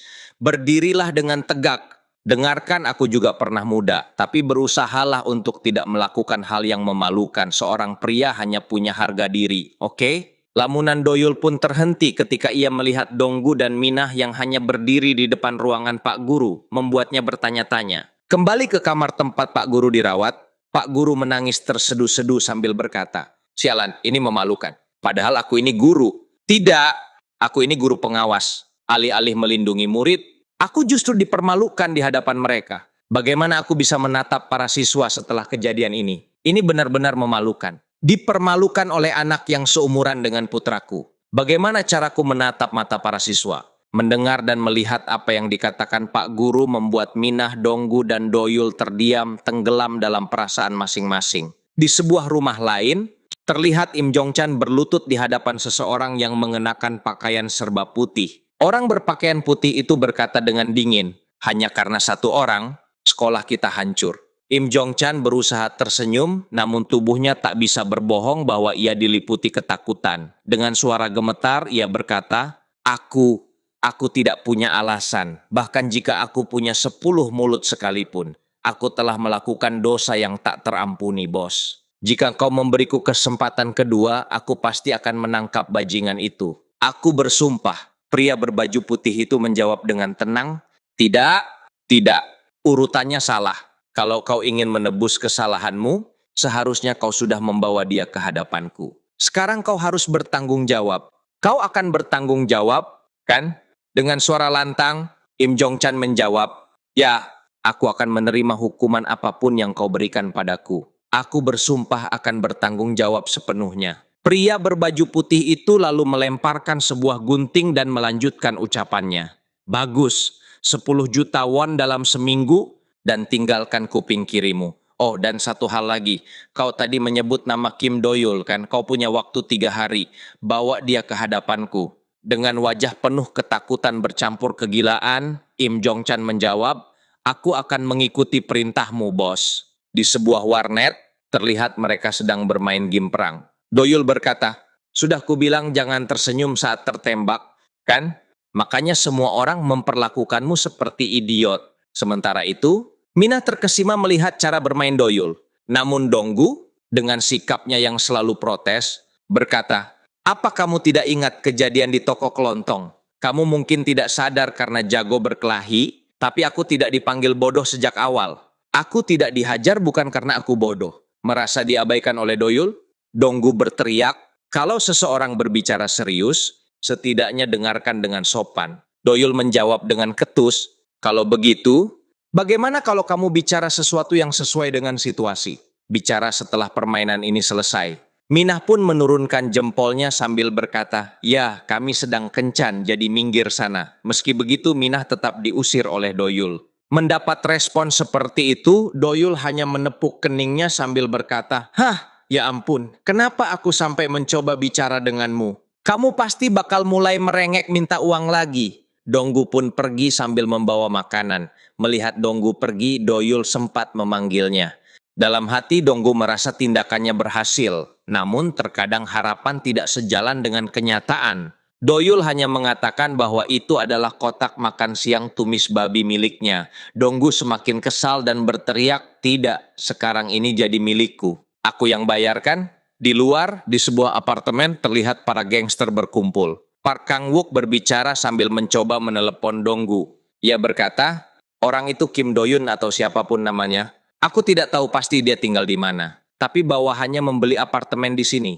Hanya saja, gedung dan unitnya aku tidak tahu dengan jelas. Si gendut Hyo Chang menjawab, apa kamu gila? Aku juga tidak tahu pasti. Apa kamu pikir dunia bakal kiamat kalau kamu mengatakannya? Kang Wook dengan terbata-bata menjawab, aku terus mencoba menghubunginya. Tidak, dia tidak menjawab. Aku benar-benar tidak tahu nomor unitnya. Sambil terus berusaha menelepon Doyul, Kang Wook bergumam dalam hati. Tidak serius. Bukankah wajar kalau tidak tahu alamat pastinya? Apa aku ditakdirkan untuk menderita selamanya? Kenapa aku selalu terseret dalam masalah ini, padahal aku tidak ada hubungannya? Tiba-tiba Hyo Chang melayangkan pukulan tepat ke bagian perut Kang Wook hingga tubuhnya terpental dan terkapar. Dengan ancang-ancang hendak menginjak-injak, Hyo Chang berkata, hei dasar bodoh. Daripada cuma menunggu panggilan yang tidak akan dijawab, panggil anak-anak kecil itu. Cari yang lain, bodoh. Kang Wook sambil menahan injakan Hyo Chang berkata dalam hati, sial, apa yang sebenarnya aku lakukan salah? Kenapa aku yang harus dipukuli karena ini? Orang-orang sekitar pun melongo melihat apa yang terjadi. Namun salah satu anak buah Im Jong Chan mengusir para warga sambil berkata, hei Nona, ada apa? Urusi saja urusanmu sendiri. Hah? Serius? Jalan saja terus. Di sisi lain, Hyo Chang menjambak rambut Kang Wook sambil berkata, kamu punya waktu tepat 1 jam. Kalau kamu tidak membawa bajingan itu ke sini, kamu mati. Mengerti?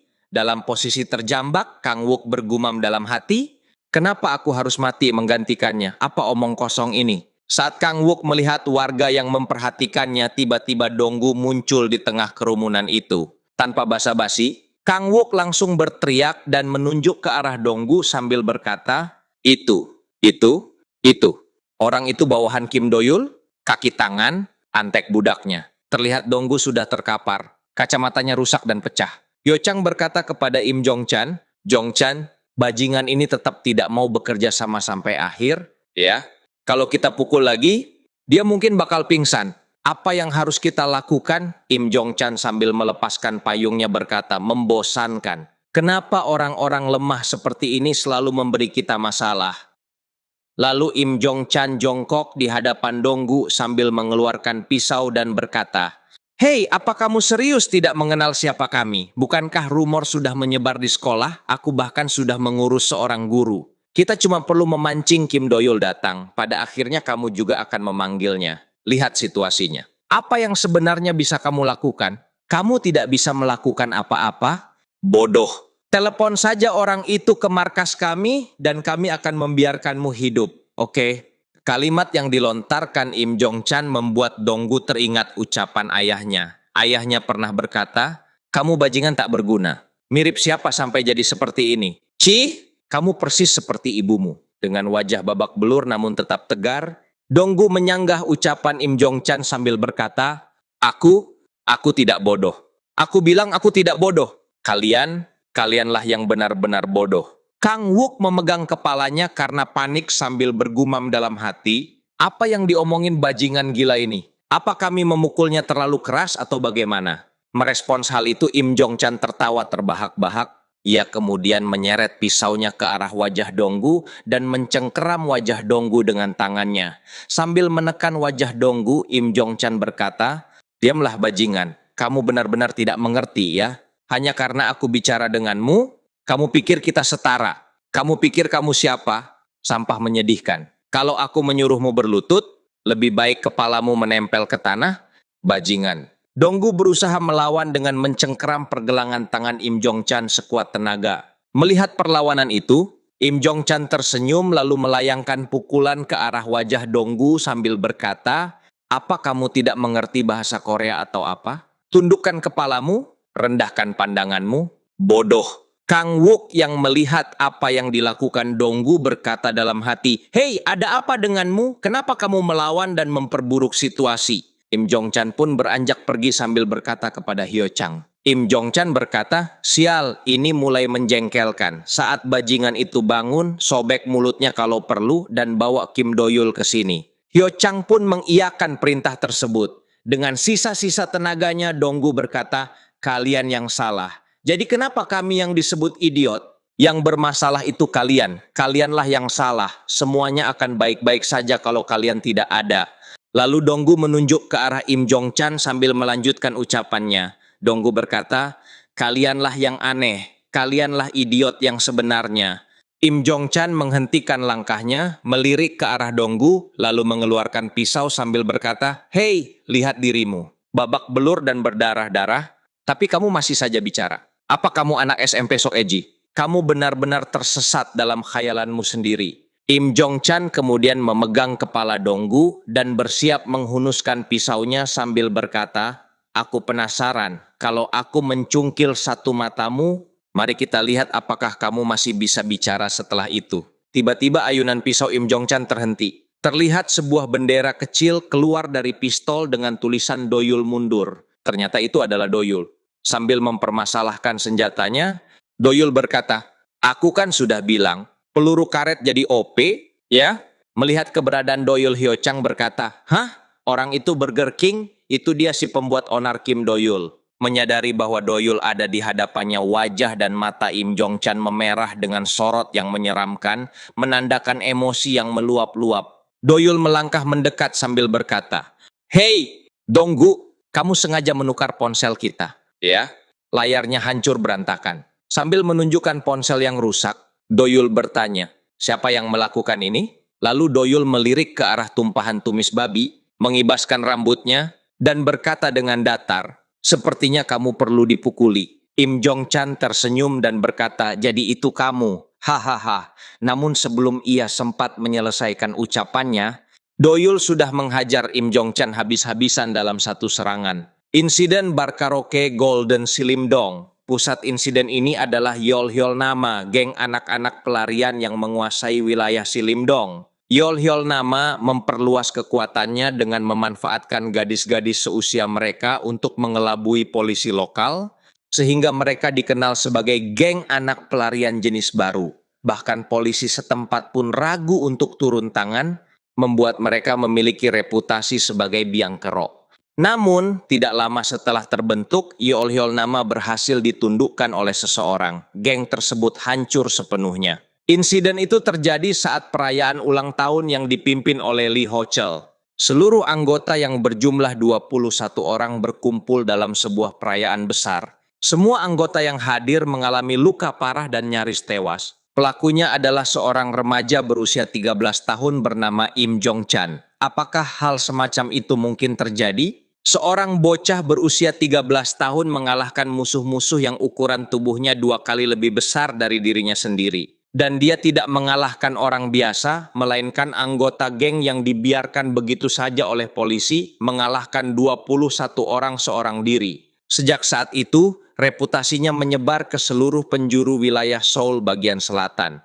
Tidak lama setelah kejadian tersebut, wilayah Seoul bagian utara mulai menjuluki Im Jong Chan sebagai ghost. Dan kini Im Jong Chan yang sama justru berlutut ketakutan di hadapan Doyul tanpa mampu melayangkan satu pukulan pun. Dalam posisi duduknya, Im Jong Chan berkata, kau ini siapa brengsek? Apa kau membiusku? Apa yang sudah kau lakukan padaku? Lalu Im Jong Chan melayangkan pisaunya sambil berteriak, bajingan sepertimu tidak akan bisa mengalahkanku. Tusukan itu dengan mudah dihindari oleh Doyul. Tidak menunggu lama, Im Jong Chan kembali melancarkan serangan, namun sekali lagi berhasil dihindari oleh Doyul. Menyerang lagi dan kembali dihindari. Doyul melihat sebuah celah dan bersiap melancarkan serangan. Im Jong Chan menyadari bahwa Doyul akan mengarahkan pukulan tepat ke arah dagunya. Serangan Doyul berhasil mendarat tepat di bagian dagunya. Sambil mengusap darah yang mengalir di wajahnya, Im Jong Chan berkata dalam hati, apa? Padahal aku sudah melihat arah pukulannya. Kenapa aku tidak bisa menghindari pukulan bajingan ini? Merasa sangat frustrasi, Im Jong Chan berteriak, apa yang sudah kau lakukan padaku? Sialan, ada apa denganku? Akibat teriakan itu, tulang rusuknya terasa patah, membuat Im Jong Chan langsung memeluk tubuhnya sendiri karena kesakitan. Melihat hal tersebut, Doyul dengan sikap santai berkata, gayamu dramatis juga ya. Kenapa kau menyalahkanku? Karena kelemahanmu sendiri. Kalau kau tidak bisa menerima situasi ini, kau bakal jadi gila. Kau tahu kenapa kau bisa jadi seperti ini? Karena kau belum pernah menerima pukulan yang cukup. Maju sini, aku akan mengajarimu. Mendengar ucapan Doyul, amarah Im Jong-chan semakin memuncak. Ia berlari ke arah Doyul dan mengayunkan serangan, namun dengan mudah dihindari. Im Jong-chan lalu menyerang menggunakan kakinya, tetapi serangan itu pun kembali dapat dihindari oleh Doyul. Setelah menghindari serangan Im Jong-chan, Doyul bersiap melancarkan serangan balik. Pukulan itu terlihat jelas oleh Im Jong-chan. Hook kiri tersebut mendarat tepat di wajahnya, menghadirkan rasa perih sekaligus meruntuhkan harga dirinya. Im Jong-chan berkata dalam hati, "Kenapa? Kenapa aku sama sekali tidak bisa menghindar? Aku tahu dia mengincarku, tapi kecepatannya benar-benar gila. Aku tidak bisa bereaksi tepat waktu." Setelah menerima pukulan telak dari Doyul, Im Jong-chan berusaha menegakkan kembali tubuhnya. Melihat hal itu, Doyul berkata, "Wow, kau tangguh juga. Baguslah, berarti aku bisa memukulimu lagi." Dengan wajah dingin, Doyul melanjutkan, "Bagian mana yang harus kupatahkan dulu? Katakan padaku." Im Jong-chan tidak menjawab. Doyul pun semakin murka dan berkata, "Kau tidak mau menjawab? Ya? Tidak mau? Baiklah, aku saja yang memilih." Doyul mengayunkan pukulannya sambil berkata, "Ayo, kita mulai dari rahangmu." Menyadari dirinya akan dipukul, Im Jong-chan berkata dalam hati, "Aku tahu serangannya akan datang, tapi aku tidak bisa menangkisnya. Aku tidak bisa menghindarinya." Sebelum pukulan itu sempat mengenai wajahnya, Im Jong-chan sudah berteriak dan roboh ketakutan. Dengan raut wajah penuh ketakutan dan frustrasi, Im Jong-chan berkata dalam hati, "Apa-apaan ini? Aku belum pernah melihat hal seperti ini. Aku tidak bisa menerima kenyataan ini. Hal semacam ini seharusnya tidak mungkin terjadi. Perasaan tidak enak yang kurasakan sejak pertama kali melihatnya. Dia bukan manusia. Mustahil untuk dikalahkan. Dia monster." Tanpa basa-basi, Doyul menendang rahang Im Jong-chan sambil berkata bahwa rahangnya akan patah dan kehancurannya akan sempurna. Ia lalu menindih tubuh Im Jong-chan dan menghajarnya secara bertubi-tubi. Kang Wook yang menyaksikan semua itu berkata dalam hati, "Bajingan gila, kau benar-benar beraksi hanya demi babi tumis." Donggu dengan sayatan pisau yang membekas di wajahnya hanya bisa terdiam melongo. Hyo Chang pun membeku di tempat, tidak percaya dengan apa yang sedang ia lihat. Akhirnya, Im Jong-chan tumbang. Doyul kemudian bangkit dan melangkah menuju Hyo Chang serta anak buah Im Jong-chan lainnya. Kita diajak ke sebuah safe house milik Runaway Family Tiger Clan. Terlihat banyak orang tergeletak tak sadarkan diri dengan darah berserakan di mana-mana. Di dalam ruangan, ada seseorang yang sedang menyantap mie sambil berkata, "Nampung memberiku penawaran yang menguntungkan." Tapi saat aku datang untuk mendengarkan penawarannya secara langsung, ternyata isinya berbeda, makanya aku potong urat kakinya. Ternyata yang berbicara adalah pria berbaju putih, sementara lawan bicaranya adalah seorang pria botak yang sudah terikat dan bercucuran darah. Pria berbaju putih itu melanjutkan ucapannya. "Dari yang kudengar, katanya kau banyak bermain di balik layar, ya? Padahal mukamu sudah segendut itu. Berapa banyak lagi yang mau kau ambil?" Lalu pria berbaju putih mencubit paha si botak dengan sumpit hingga ia berteriak kesakitan. Pria berbaju putih kembali melanjutkan perkataannya. "Aku beri waktu 2 hari untuk menyelesaikan masalah di Busan, lalu bergabunglah dengan kami." Dan benar saja, pria berbaju putih itu adalah PG Cheol. Si botak tidak memiliki pilihan selain mengikuti apa yang diucapkan PG Cheol, dan ia pun mengangguk pasrah. PG Cheol lalu meletakkan mangkuknya dan berbicara tepat di depan wajah si botak. "Baiklah, aku akan memegang janjimu. Nikmati makananmu. Semoga harimu menyenangkan." Setelah itu, PG Cheol beranjak pergi meninggalkan ruangan. Di luar, seorang pria berbadan besar bernama Kang Hyok Cheol, kepala petarung SMA Ilgyong berkata, "Bos Jong-chan terus menelepon dari tadi. Sepertinya ada urusan mendesak. Apa yang harus kulakukan?" PG Cheol dengan tenang mengangkat tangannya, memberi isyarat bahwa ia akan mengangkat teleponnya sendiri. Namun saat panggilan itu diterima, PG Cheol terkejut karena suara yang terdengar adalah suara Doyul. Ternyata di hadapan PG Cheol telah berdiri Doyul.